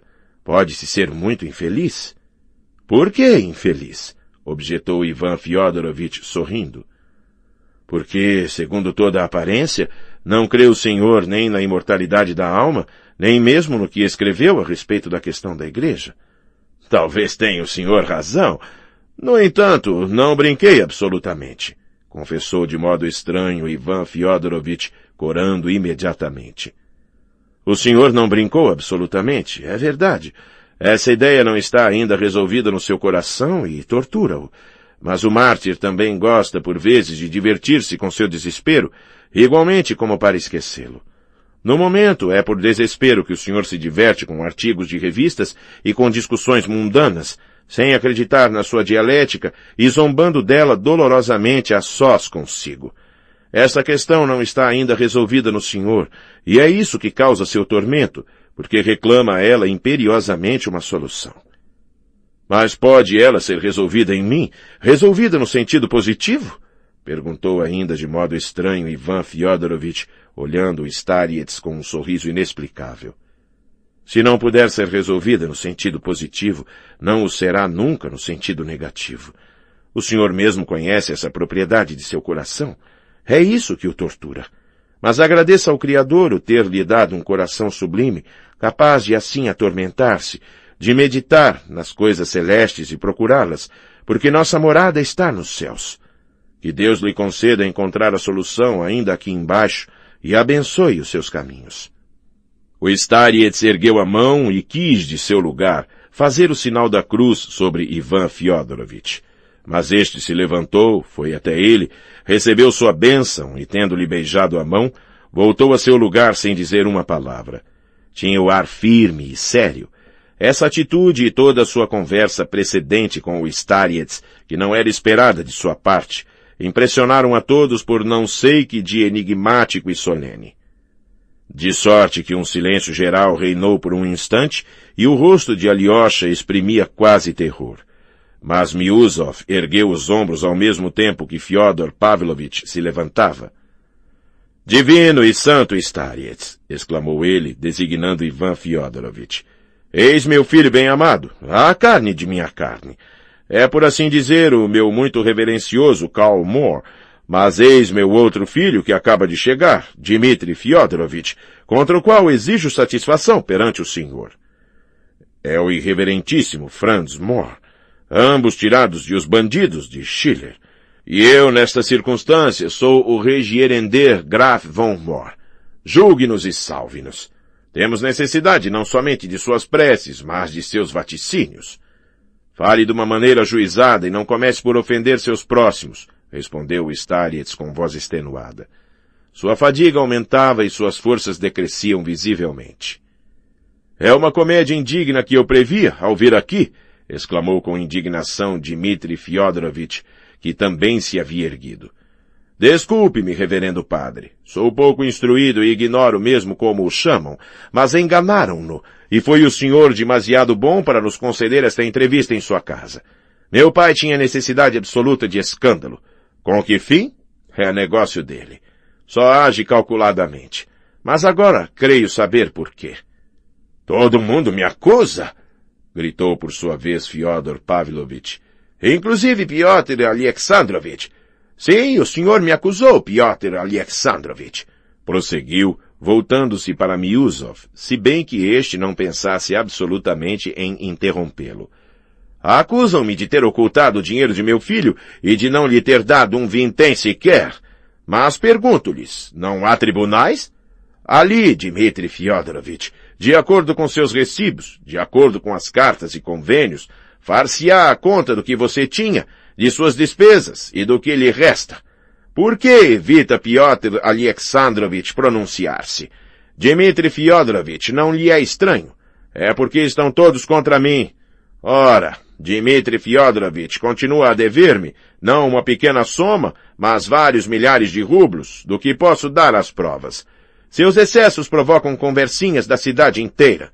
Nas suas antigas guarnições gastou mais de 1 milhar de rublos para seduzir moças honestas. Nós o sabemos, Dmitri Fyodorovitch, da maneira mais circunstanciada, e demonstrá-lo-ei. Reverendo padre, acreditaria o senhor que fez com que se apaixonasse por ele uma moça das mais distintas, de excelente família, com fortuna, filha de seu antigo chefe, um bravo coronel que serviu meritoriamente à pátria, condecorado com o colar de Santa Ana com gládios? Essa moça, que ele comprometeu, oferecendo-se para casar com ela, mora agora aqui, órfã, é sua noiva, e aos olhos dela frequenta ele uma sereia. Se bem que esta última tenha vivido em união livre com um homem respeitável, mas de caráter independente, é uma fortaleza inexpugnável para todos, tal como uma mulher legítima, porque ela é virtuosa. Sim, meus reverendos padres, ela é virtuosa. Ora, Dmitri Fyodorovitch quer abrir aquela fortaleza com uma chave de ouro. Eis por que face de bravo agora comigo. Quer subtrair-me dinheiro. Já gastou milhares de rublos por causa dessa sereia. Além disso, anda pedindo dinheiro emprestado sem cessar. E a quem? Sabem os senhores? Devo dizê-lo ou não, Mitya? Cale-se! Exclamou Dmitri Fyodorovitch. Espere que eu me retire. Evite enodoar na minha presença a mais nobre das moças. E já é uma vergonha para ela que tenha ousado fazer alusão a isso. Não o tolerarei. Estava sufocado. Mitya, Mitya! Gritou Fyodor Pavlovitch, nervoso e fazendo força para chorar. É a bênção paterna que fazes dela? Se eu te amaldiçoar, que acontecerá? Tartufo sem vergonha! Rugiu Dmitri Fyodorovitch. É assim que trata a seu pai. A seu pai! Como fará aos outros? Escutem, senhores. Há aqui um homem pobre, mas honrado.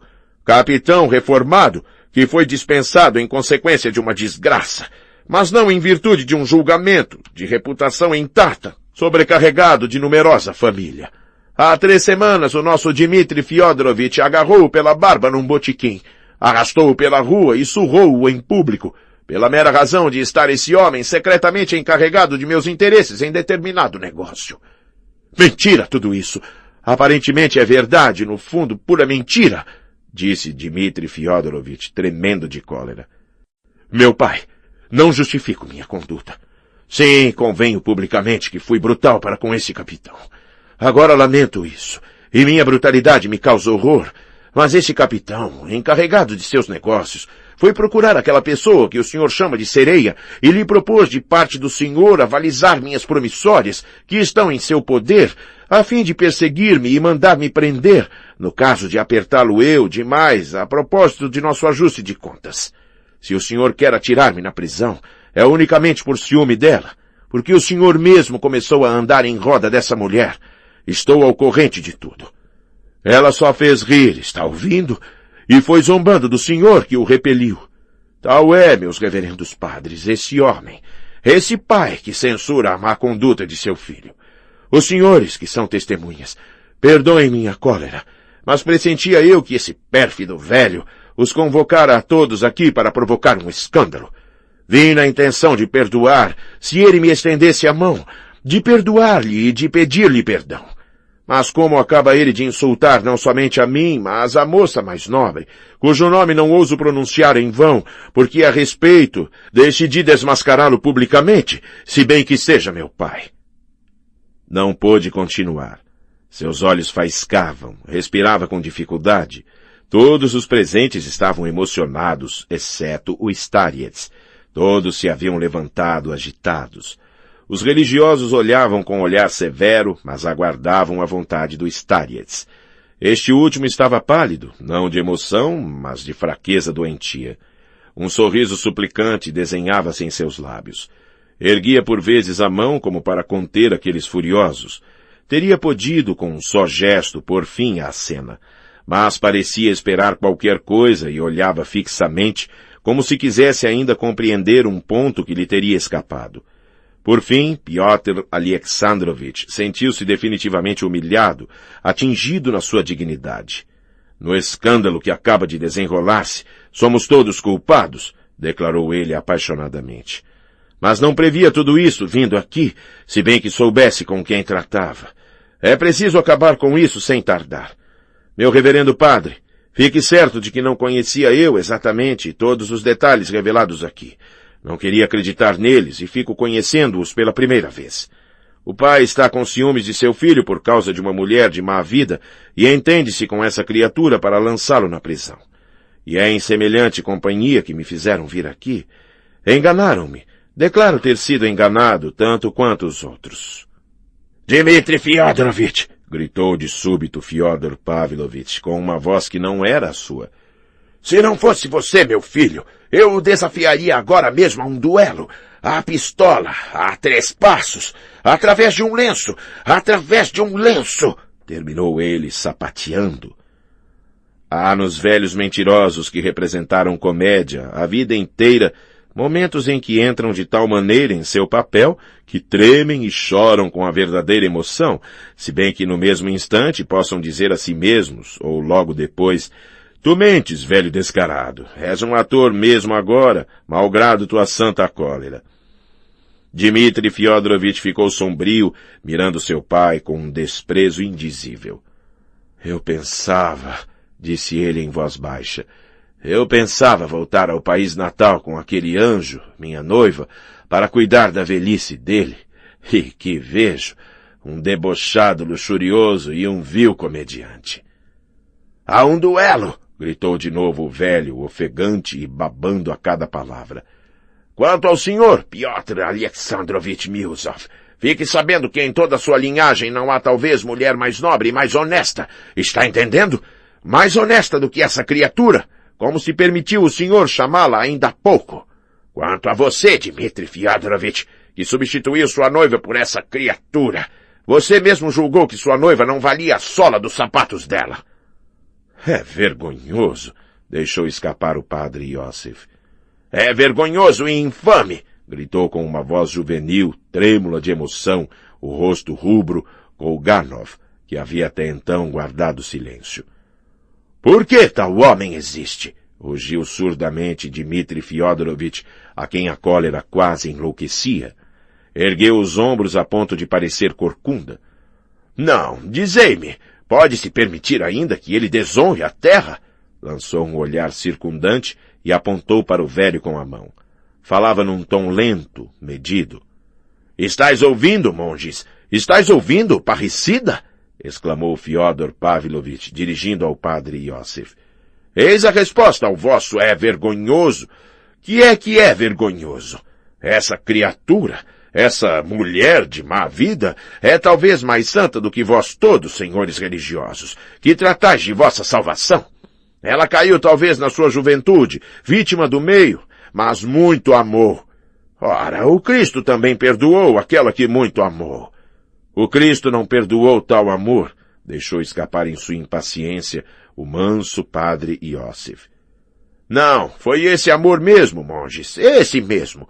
Cuidais de vossa salvação comendo couves e vos acreditais sábios.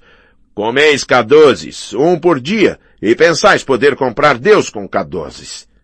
É intolerável, ouviu-se de todos os lados.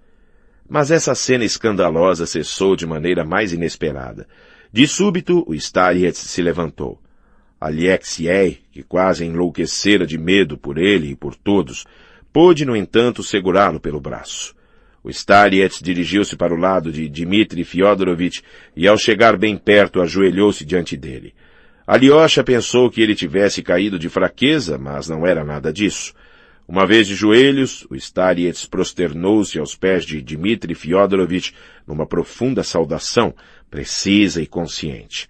Sua testa aflorou mesmo a terra. Alyosha ficou de tal maneira estupefato que nem mesmo o ajudou a levantar-se. Um leve sorriso pairava-lhe nos lábios. Perdoem todos, disse ele, saudando seus hóspedes para todos os lados. Dmitri Fyodorovich ficou alguns instantes como que petrificado. Prosternar-se diante dele, que significava aquilo? Por fim exclamou, "Ó Deus!" Cobriu o rosto com as mãos e lançou-se para fora do quarto. Todos os hóspedes seguiram-no em fila, tão perturbados que se esqueceram de despedir-se do dono da casa e de cumprimentá-lo. Somente os religiosos se aproximaram para receber-lhe a bênção. Por que se prosternou ele? Será algum símbolo? Fyodor Pavlovich, de súbito acalmado, procurava assim travar uma conversa, não ousando, aliás, dirigir-se a alguém em particular. Transpunham naquele momento a cerca do eremitério. Não respondo por alienados, respondeu logo Pyotr Alexandrovich com aspereza. Mas em compensação desembaraço-me de sua companhia, Fyodor Pavlovich, e acredite que é para sempre. Onde está aquele monge de há pouco? Aquele monge, isto é, o que os havia convidado a jantar com o padre Abade, não se fizera esperar. Encontrar os hóspedes a tempo, no momento em que estes desciam o patamar, como se tivesse estado todo o tempo à espera deles. Tenha a bondade, reverendo padre, de assegurar ao padre Abade o meu profundo respeito e apresentar-lhe minhas desculpas. Em consequência de circunstâncias imprevistas, é-me impossível, malgrado todo o meu desejo, aceitar o convite, declarou Pyotr Alexandrovich ao monge com irritação. A circunstância imprevista sou eu, interveio logo Fyodor Pavlovich.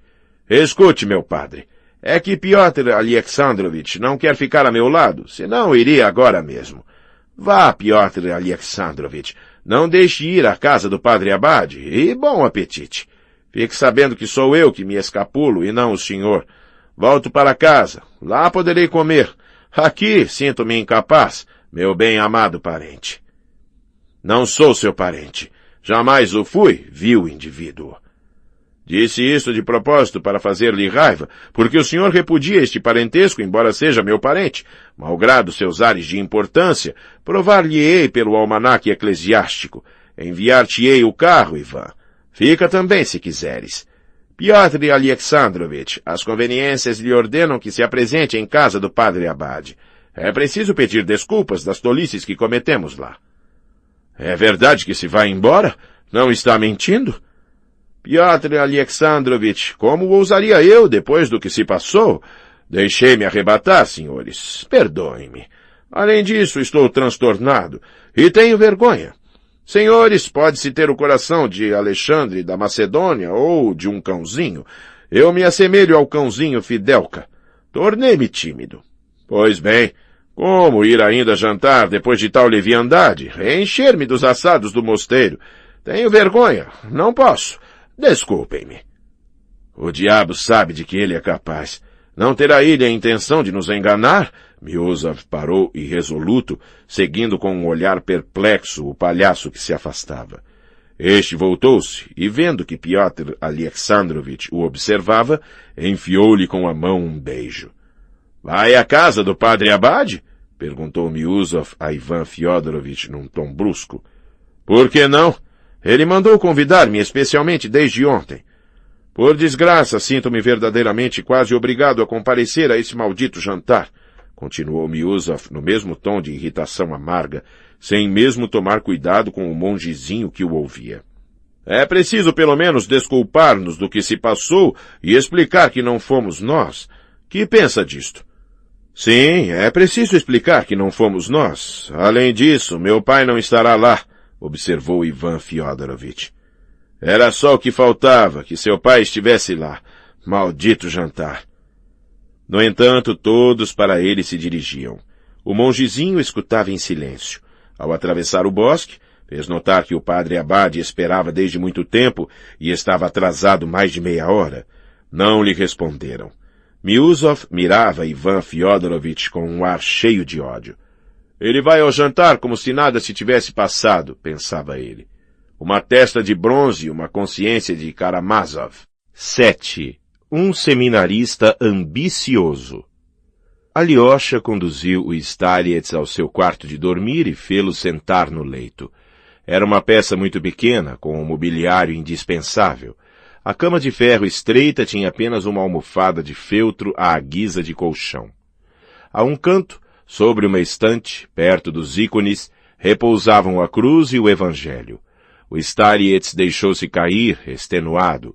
Seus olhos brilhavam, resfolegava.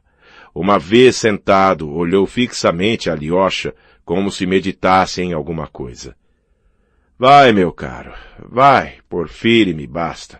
Apressa-te. Tem necessidade de ti em casa, do padre Abade, servirás à mesa. Permita-me ficar aqui, disse Alyosha com voz suplicante. És mais necessário lá. A paz não reina ali. Servirás e tornar-te-ás útil. Vêm os maus espíritos, recita uma oração. Fica sabendo, meu filho, o Starets gostava de chamá-lo assim, que no futuro teu lugar não será aqui. Lembra-te disto, rapaz. Assim que Deus me tiver julgado digno de comparecer perante ele, deixa o mosteiro. Parte imediatamente. Alyosha estremeceu. Que tens? Teu lugar não é aqui no momento. Abençoo-te, tendo em vista uma grande tarefa a cumprir no mundo. Peregrinarás muito tempo. Deverás casar-te, é preciso. Deverás suportar tudo até voltares. Haverá muito que fazer, mas não duvido de ti. Eis por que te envio. Que o Cristo seja contigo. Guarda-o e ele te guardará. Experimentarás uma grande dor e ao mesmo tempo serás feliz. Tal é a tua vocação. Procurar a felicidade na dor. Trabalha sem cessar. Lembra-te de minhas palavras, doravante, porque entreter-me-ei ainda contigo, mas meus dias e mesmo minhas horas estão contados. Viva agitação pintou-se no rosto de Alyosha. Seus lábios tremiam. Que tens de novo? Sorriu docemente o Starets. Que os mundanos chorem seus mortos. Aqui nos regozijamos quando um padre agoniza. Nós nos rejubilamos e rezamos por ele. Deixa-me. Tenho de rezar. Vai, despacha-te. Fica junto de teus irmãos, e não somente junto de um, mas de ambos. O Starets ergueu a mão para abençoá-lo. Era impossível fazer objeções, muito embora Alyosha tivesse grande vontade de ficar. Queria também perguntar-lhe, estava mesmo com a pergunta nos lábios, o que significava aquela prosternação diante de seu irmão Dmitri, mas não ousou. Sabia que o Starets lhe teria ele próprio explicado, se tivesse podido. Portanto, não o queria. Ora, aquela saudação até o chão havia enchido Alyosha de estupefação. Havia naquilo um sentido misterioso e talvez terrível. Uma vez fora da cerca do eremitério, para chegar ao mosteiro no começo da refeição em casa do padre Abade, devia servir à mesa. Seu coração se fechou e teve de deter-se. Parecia-lhe ouvir de novo as palavras do Starets, predizendo seu fim próximo. O que tinha predito o Starietes com tal exatidão devia cumprir-se sem nenhuma dúvida. Alyosha acreditava naquilo cegamente. Mas como ficaria ele sem vê-lo, nem ouvi-lo? E onde iria? Ordenavam-lhe que não chorasse e que deixasse o mosteiro, senhor. Desde muito tempo não sentia Alyosha semelhante angústia. Atravessou rapidamente o bosque que separava o eremitério do mosteiro e, incapaz de suportar os pensamentos que o acabrunhavam, pôs-se a contemplar os pinheiros seculares que orlavam o caminho. O trajeto não era longo, 500 passos no máximo. Não se podia encontrar ninguém àquela hora, mas à primeira volta avistou Rakitin. Este esperava alguém. — Seria a mim que esperavas? Perguntou Alyosha quando o alcançou. — Justamente, respondeu Rakitin, sorrindo. — Apressas-te em ir à casa do padre Abade. Sei, oferece um jantar. Desde o dia em que recebeu o bispo e o general Parkatov, lembras-te? Não houve jantar igual. Lá não estarei, mas tu vais para lá, servirás os pratos. Dize-me, Alyosha, que significa esse sonho? Queria perguntar-te. Que sonho? Mas aquela prosternação diante de teu irmão Dmitri Fyodorovich bateu até com a cabeça no chão. Falas do padre Zósima? Sim, dele. A testa? Ah, exprimi-me irreverentemente. Não tem importância. Pois bem, que significa aquele sonho? Ignoro, Misha, o que ele significa. Estava certo de que ele não te explicaria. Isso nada tem de espantoso, são sempre as mesmas santas frioleiras. Mas o truque foi jogado de propósito. Agora vão os beatos falar na cidade e espalhar na província. Que significa esse sonho? Na minha opinião, o velho é perspicaz. Farejou um crime. Isso lá na tua casa está de feder. Que crime? Rakitin queria evidentemente dizer alguma coisa. Será na tua família que ele ocorrerá, esse crime, entre teus irmãos e teu rico papai.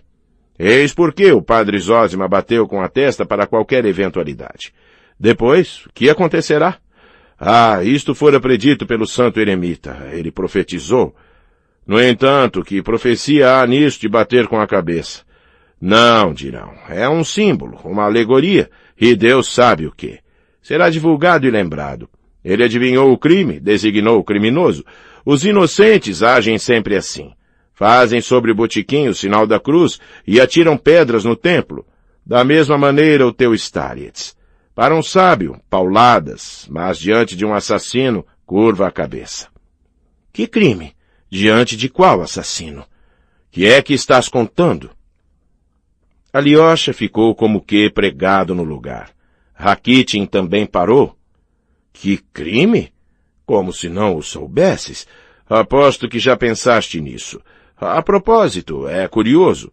Escuta, Alyosha, tu dizes sempre a verdade, se bem que te assentes sempre entre duas cadeiras. Pensaste nisso ou não?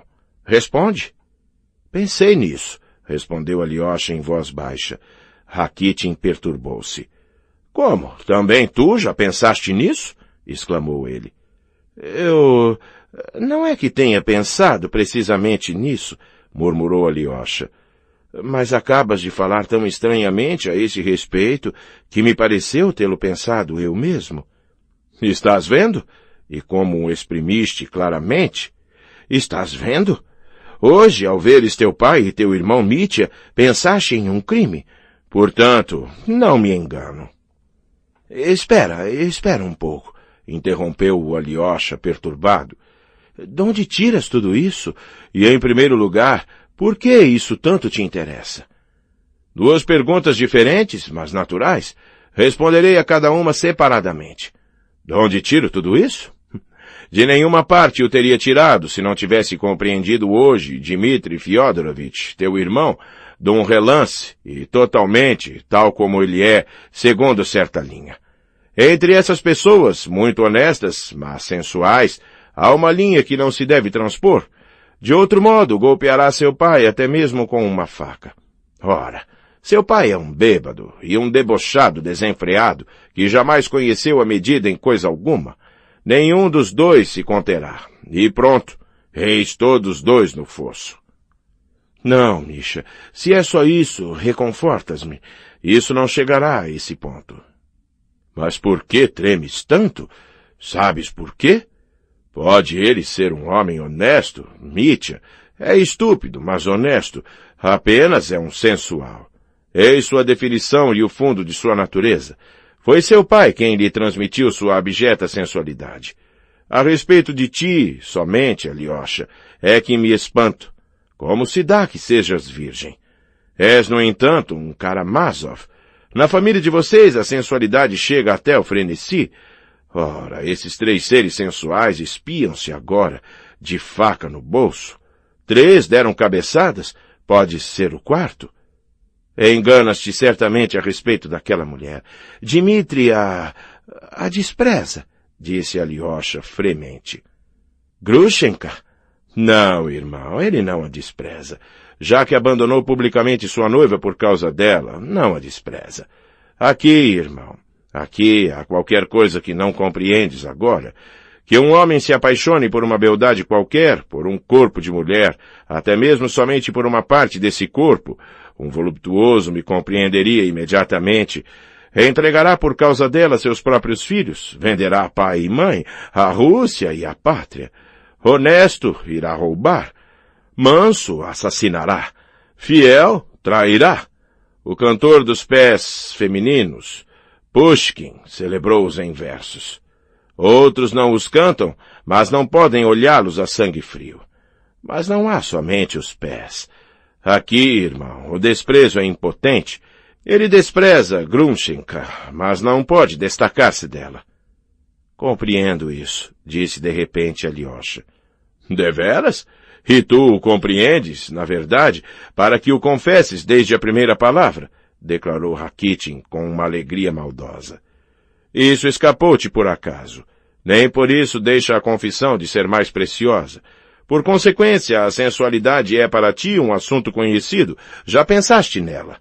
Ah, o santinho. Tu és santo, Alyosha, convenho, mas és um santinho. E o diabo sabe em que é que já não pensaste. O diabo sabe o que já conheces. És virgem, mas já penetraste bastantes coisas. Observo-te desde muito tempo. És tu mesmo um Karamazov. És um completo. Portanto, a raça e a seleção significam alguma coisa. És sensual por teu pai e inocente por tua mãe. Por que tremes? Serás verdade o que digo? Sabes? Grushenka me pediu. Trá-lo aqui, isto é, tu, e eu lhe arrancarei a batina. E como tivesse insistido, trá-lo, disse a mim mesmo. Por que está ela tão curiosa dele? Sabes, ela também é uma mulher extraordinária. Dir-lhe-ás que não irei, jura-mo, disse Alyosha com um sorriso constrangido. Acaba, Mikhail, o que começaste.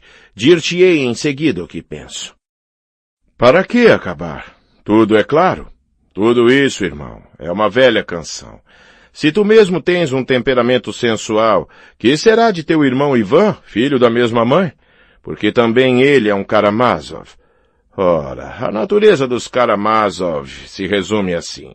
Sensuais, ávidos no ganho e malucos.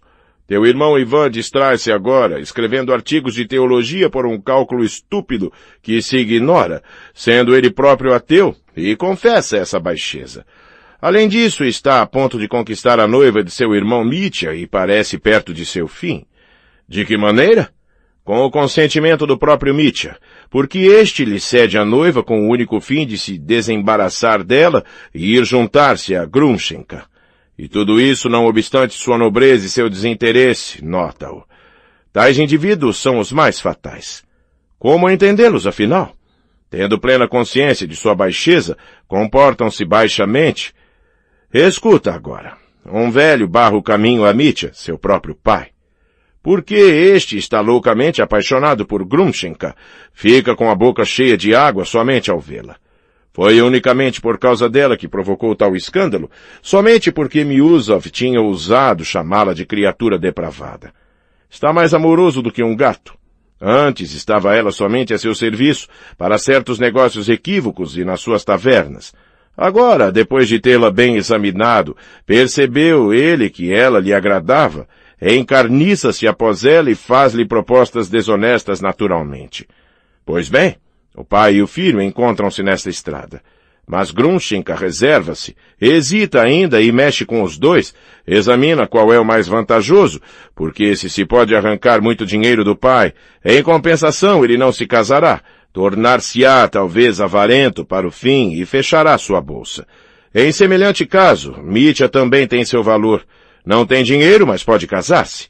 Sim, é capaz disso.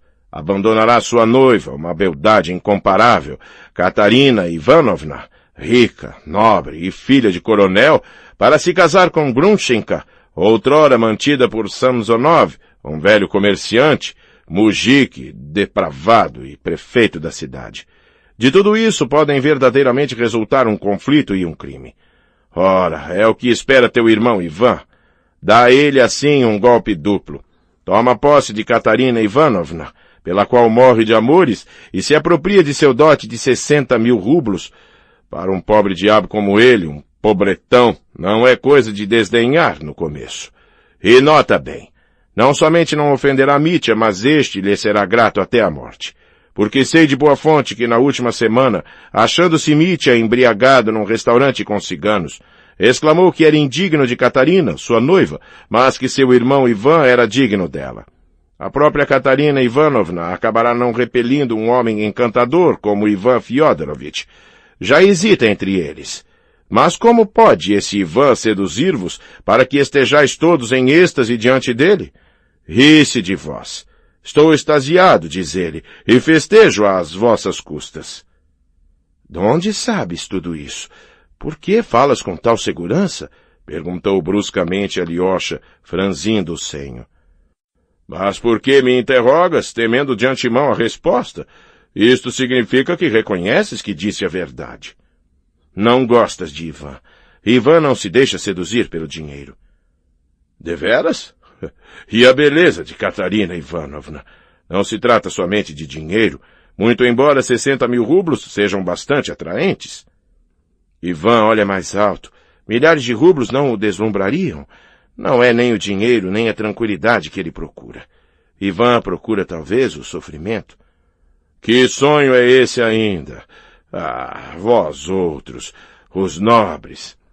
Ora, Misha, sua alma é impetuosa, seu espírito é cativo. Tem ele um grande pensamento ainda não resolvido. É daqueles que não têm necessidade de milhões, mas de resolver seu pensamento. É um plágio. Alyosha, parafraseias o teu Starets. Ora, Ivan propôs-vos um enigma, gritou com visível animosidade Rakitin, cujo rosto se alterou e cujos lábios se contraíram. E um enigma estúpido, não há nele nada a adivinhar. Faze um pequeno esforço e compreenderás. Seu artigo é ridículo e inepto. Ouvi ainda há pouco sua absurda teoria. Se não há imortalidade da alma, então não há virtude, o que quer dizer que tudo é permitido. Lembra-te de como teu irmão Mitya gritou. Lembrar-me-ei disso. É uma teoria sedutora para os tratantes. Mas estou insultando, é uma estupidez. Não os tratantes, mas os fanfarrões da escola com uma profundeza de pensamento insolúvel. É um falastrás, e isto quer dizer simplesmente, no fundo, boné branco e branco boné. Toda a sua teoria não passa de uma infâmia. A humanidade encontra em si mesma a força de viver para a virtude, mesmo sem crer na imortalidade da alma. Tira-a do amor à liberdade, à igualdade e à fraternidade. Rakitin acalorara-se, tinha dificuldade em conter-se, mas de repente parou como se lembrasse de alguma coisa. Pois bem, basta, disse ele, com um sorriso ainda mais forçado. Por que ris? Pensas que sou um casca-grossa? Não, nem mesmo tinha ideia de pensá-lo. És inteligente, mas deixemos isso. Sorri por estupidez. Compreendo que possas acalorar-te, Misha. Adivinhei pelo teu arrebatamento que tu mesmo não és diferente para com Katarina Ivanovna. Há muito tempo que duvidava disso, irmão. Eis por que não gostas de Ivan. Tens ciúmes dele. E também do dinheiro dela? Vai até o fim. Não falarei do dinheiro. Não quero ofender-te. Creio-o, porque o disseste, mas que o diabo vos leve, a ti e a teu irmão Ivan. Nenhum de vós compreende que, mesmo posta de parte Katarina Ivanovna, ele é muito pouco simpático. Que razão terei para gostar dele com a breca? Ele me faz a honra de injuriar-me. Não terei o direito de retribuir-lhe? Jamais o ouvi dizer bem ou mal de ti. Não fala absolutamente de ti. Pois bem, contaram-me que anteontem, na casa de Katarina Ivanovna, disse boas de mim. Tanto se interessava por este teu criado. Depois disso, ignoro qual irmão tem ciúme do outro. Houve ele por bem insinuar que, se eu não resignar à carreira de arquimandrite e não largar a batina num futuro bem próximo, partirei para Petersburgo, entrarei para uma grande revista na qualidade de crítico, escreverei por uma dezena de anos e acabarei por tornar-me proprietário da revista. Publicá-la-ei, então, com orientação liberal e ateia, com uma tintura socialista, certo verniz mesmo de socialismo, mas tomando minhas precauções, isto é, nadando entre duas águas e ludibriando os imbecis. Sempre segundo o teu irmão, malgrado essa tintura de socialismo, colocarei minhas rendas em conta corrente, pondo-as no momento em circulação, sob a direção de um judeuzinho qualquer, até que eu consiga construir um grande imóvel em Petersburgo. Meus escritórios ocuparão um andar e alugarei os outros. Designou mesmo o local da casa, perto da nova ponte de pedra que se projeta, parece, entre a rua Litiei-Naya e Travessa Viborskaya. Ah, Misha, isto se realizará talvez de ponta a ponta, exclamou Alyosha, que não pôde conter um riso jovial. E você também zombra, Alexei Fyodorovitch? Não, estou brincando, desculpa-me. Pensava em outra coisa bem diversa. Mas dize-me, quem pôde comunicar-te tais detalhes? De quem os teria sabido? Por que não estavas em casa de Katarina Ivanovna quando ele falava de ti? É verdade, mas Dmitri Fyodorovitch ali se achava, e ouvi-o repetir isso, isto é, escutei contra a minha vontade, oculto no quarto de dormir de Grumchenka, de onde não podia sair em sua presença. Ah, sim, esquecia-me de que é tua parenta. Minha parenta? Essa Grushka seria minha parenta? Exclamou Rakitin todo vermelho. Perdeste a razão. Tens o cérebro desarranjado. Como? Não é tua parenta? Ouvi dizer isto. Onde pudeste ouvi-lo? Ah, senhores Karamazov, tomais ares de alta e velha nobreza, quando teu pai bancava o palhaço na mesa alheia e figurava por favor na cozinha. Admitamos, não passo de filho de Pop, um vil plebeu, ao lado de vós, nobres, mas não me insulteis com tão alegre sem cerimônia. Tenho também minha honra, Alexei Fyodorovitch. Não posso ser parente de Grumshka, uma mulher pública, compreende, pois. Rakitin estava violentamente superexcitado. Desculpa-me, pelo amor de Deus, não o teria nunca acreditado, aliás. É ela verdadeiramente uma mulher pública? Alyosha ficou completamente rubro. Repito-te, disseram-me mesmo que era tua parenta. Vais muitas vezes à casa dela e tu mesmo me disseste que não tinha ligação com ela. Jamais teria crido que a desprezasses tanto. Merece-o ela verdadeiramente? Se a frequento, tenho talvez minhas razões para isso, mas basta. Quanto ao parentesco, será antes teu irmão ou mesmo teu pai que a fará entrar na tua família e não na minha. Mas ei-nos chegados. Vai antes à cozinha. Ora, que é que há? Que está acontecendo? Estaríamos atrasados? Mas não é possível que já tenham acabado de jantar. A menos que os Karamazov não tenham feito das suas. Deve ser isto. Eis teu pai e Ivan Fyodorovitch, que o segue. Fugiram da casa do padre Abade. Eis o padre Isidoro no patamar a gritar alguma coisa na direção deles. E teu pai, que grita, agitando os braços. De certo está descompondo. Eis Miuzov, que parte de Kalessa. Não o vês correr? O proprietário Maximov corre. É um verdadeiro escândalo. O jantar não se realizou. Teriam eles batido no padre Abade? Ou então foram surrados? Teriam bem merecido uma surra. Rakitin tinha razão de fazer essas exclamações. Ocorrera de fato um escândalo inaudito e inesperado. Tudo se passara por inspiração do momento. 8. Um escândalo. Quando Miuzov e Ivan Fyodorovitch iam entrar em casa do padre Abade, produziu-se em Piotr Alexandrovich, que era um homem educado, uma reviravolta delicada. Teve vergonha de sua cólera. Sentia em seu íntimo que deveria estimar pelo seu justo valor o lamentável Fyodor Pavlovich, conservar seu sangue frio na cela do Starets e não perder a cabeça, como fora o caso. Os monges não têm culpa nenhuma, decidiu ele de repente no patamar do abade. Ora, se há aqui pessoas decentes, o padre Nicolai, o abade, parece, da nobreza, por que não me mostrar para com eles delicado, amável e polido? Não discutirei, farei mesmo coro, conquistarei a simpatia deles pela minha amabilidade e, por fim, provar-lhes-ei que não sou o companheiro daquele Esopo, daquele palhaço, daquele saltimbanco, e que fui metido nisso com eles todos. Nota. Esopo. Apelido dado ao velho Fyodor Pavlovich com a intenção, expressamente pejorativa, de emprestar-lhe as qualidades negativas de vagabundagem e histrionismo atribuídas à semilendária figura do também velho, feio, gago e corcunda fabulista grego, mas cujo engenho e sutileza são igualmente proverbiais. Fim da nota. Resolveu ceder-lhes definitivamente os direitos de corte e pesca, de uma vez por todas, naquele dia mesmo, tanto mais que aquilo não tinha valor, e de cessar os processos contra o mosteiro. Todas essas boas intenções afirmaram-se ainda quando entraram na sala de jantar do padre abade. Não era na verdade uma, porque não havia senão 2 peças, aliás muito mais espaçosas e mais cômodas que as do Starets. Mas o mobiliário não brilhava pelo conforto.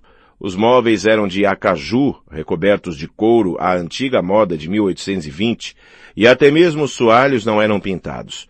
Em compensação, tudo rebrilhava de limpeza, havendo nas janelas muitas flores caras. Mas a elegância principal residia naquele momento na mesa suntuosamente servida, relativamente como era natural. A toalha era imaculada, a prataria cintilava. Sobre a mesa 3 espécies de pão muito bem cozidos, 2 garrafas de vinho, 2 jarros de excelente hidromel do mosteiro e um garrafão cheio de kvass reputado das redondezas. Não havia vodka. Rakitin contou mais tarde que o jantar compreendia daquela vez 5 pratos. Uma sopa de esturjão com bocados de peixe, depois um peixe cozido, preparado segundo uma receita especial e deliciosa, bolinhos de esturjão, gelados e compota, e por fim um prato de doce de batata em estilo de manjar branco. Rakitin havia farejado tudo isto, e incapaz de conter-se, lançou uma olhadela à cozinha do padre abade, onde tinha conhecidos. Tinha-os por toda parte e ficava sabendo o que queria saber. Era um coração atormentado e invejoso, tinha plena consciência de seus dons indiscutíveis, fazia mesmo deles, na sua presunção, uma ideia exagerada. Sabia-se destinado a desempenhar um papel, mas Alyosha, que lhe era muito ligado, afligia-se por ver seu amigo desprovido de consciência e não se aperceber disso. Rakitin, pelo contrário, sabendo que jamais roubaria dinheiro a seu alcance, estimava-se por isto como homem de perfeita honorabilidade. A este respeito, nem Alyosha nem ninguém podia influir sobre ele. Rakitin era uma personagem por demais mesquinha para figurar na refeição. Em compensação, o padre Iosif e o padre Paisi tinham sido convidados, bem como um outro religioso. Aguardavam eles já na sala de jantar, quando entraram Piotr Alexandrovich, Kolganov e Ivan Fyodorovich. O proprietário de terras Maximov mantinha-se à parte. O padre abade avançou para o meio da sala para acolher seus convidados. Era um velho grande e magro, mas ainda vigoroso, de cabelos negros já grisalhos, de rosto comprido, emaciado e grave. Cumprimentou seus hóspedes em silêncio e estes vieram por sua vez receber sua bênção. Miusov tentou mesmo beijar-lhe a mão, mas o abade preveniu seu gesto, retirando-a. Ivan Fyodorovich e Kolganov foram até ao extremo, fazendo estalar os lábios à maneira da gente do povo. Devemos apresentar-vos todas as nossas desculpas, meu reverendo padre. começou Piotr Alexandrovich, com um gracioso sorriso, mas num tom grave e respeitoso. Porque chegamos sozinhos, sem nosso companheiro Fyodor Pavlovich, que convidastes. Teve de renunciar a acompanhar-nos, e não sem motivo. Na cela do reverendo padre Zósima, arrebatado por sua infeliz querela com seu filho, pronunciou algumas palavras bastante fora de propósito, em suma, bastante inconvenientes, do que vossa reverendíssima deve ter tido já conhecimento, olhou para os religiosos. Assim, cônscio de sua falta e deplorando-a sinceramente, experimentou ele uma vergonha invencível e nos rogou, a seu filho Ivan e a mim, que vos exprimíssemos seu sincero pesar, sua contrição e seu arrependimento. Em suma, espera e quer tudo reparar mais tarde, e agora, pedindo vossa bênção, roga-vos que esqueçais o que se passou. Miusov calou-se. Tendo chegado ao fim de sua tirada, ficou perfeitamente satisfeito consigo mesmo, a ponto de esquecer completamente sua recente irritação. Experimentava de novo sincero e vivo amor pela humanidade. O padre Abade, que o tinha escutado gravemente, inclinou a cabeça e respondeu: Lamento vivamente sua ausência. Participando desta refeição, talvez tivesse tomado afeição por nós, o mesmo acontecendo de nossa parte. Senhores, queiram tomar lugares. Colocou-se diante da imagem e começou uma oração. Todos inclinaram-se respeitosamente e o proprietário Maximov colocou-se mesmo na frente, de mãos juntas, em sinal de particular veneração. E foi então que Fyodor Pavlovich fez mais uma das suas. Deve-se notar que tivera ele verdadeiramente a intenção de partir e compreender a impossibilidade, depois de seu vergonhoso procedimento em casa do Stariets, de ir jantar em casa do padre Abade, como se nada tivesse acontecido. Não que se sentisse tão envergonhado assim e fizesse censuras a si mesmo, talvez mesmo muito pelo contrário. No entanto, sentia a inconveniência de ir jantar. Mas assim que a caleça de molas gementes chegou ao patamar da hospedaria, parou ele antes de nela subir. Lembrou-se de suas próprias palavras em casa do Stariets. Parece-me sempre, ao entrar em alguma parte, que sou mais vil que todos e que todos me tomam por um palhaço. Então digo a mim mesmo, sejamos verdadeiramente o palhaço, porque todos, até o derradeiro de vós, sois mais estúpidos e mais vis do que eu. Queria vingar-se em todo o mundo de suas próprias vilanias. Lembrou-se, de repente, a esse propósito, de como outrora lhe haviam perguntado uma vez: por que detesta tanto tal pessoa? E responder então num acesso de bufonesco descaramento: ela não me fez nada, é verdade, mas eu lhe preguei uma má peça e logo depois comecei a detestá-la. A esta lembrança sorriu maldosa e silenciosamente numa hesitação de 1 minuto.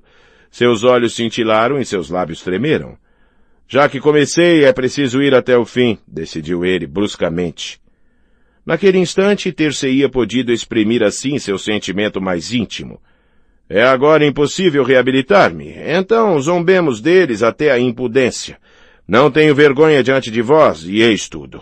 Ordenou ao cocheiro que esperasse, e voltou a grandes passadas para o mosteiro, diretamente para a casa do padre Abade. Não sabia ainda o que faria, mas sabia que não mais se dominava, que o menor impulso o impeliria aos derradeiros limites de alguma indignidade, mas somente uma indignidade, e não algum delito ou algum ataque tal que o levasse perante a justiça. Neste último caso, sabia sempre conter-se e se admirava mesmo disso por vezes. Apareceu na sala de jantar do abade, quando todos iam sentar-se à mesa depois da oração. Parou na soleira, examinou as pessoas presentes, fitando-as diretamente no rosto, e explodiu numa risada prolongada e impudente. Pensavam que eu tinha partido, e eis-me aqui! Gritou ele com voz retumbante. Os presentes olharam-no um instante em silêncio, e de súbito todos sentiram que iria passar-se uma cena repugnante e que um escândalo era inevitável. Piotr Alexandrovich passou bruscamente da quietude ao pior mau humor. Sua cólera extinta reacendeu-se, sua indignação acalmada trovejou de repente. Não, Não posso suportar isso, berrou. Não sou capaz, não sou absolutamente capaz. O sangue subia-lhe à cabeça. Atrapalhava-se, mas não se tratava de fazer estilo, e pegou seu chapéu. De que não é ele capaz? Exclamou Fyodor Pavlovitch. Devo entrar ou não? Pergunto a vossa reverendíssima. Aceita-me como convidado? Rogamos-lhe de todo o coração, respondeu o padre Abade.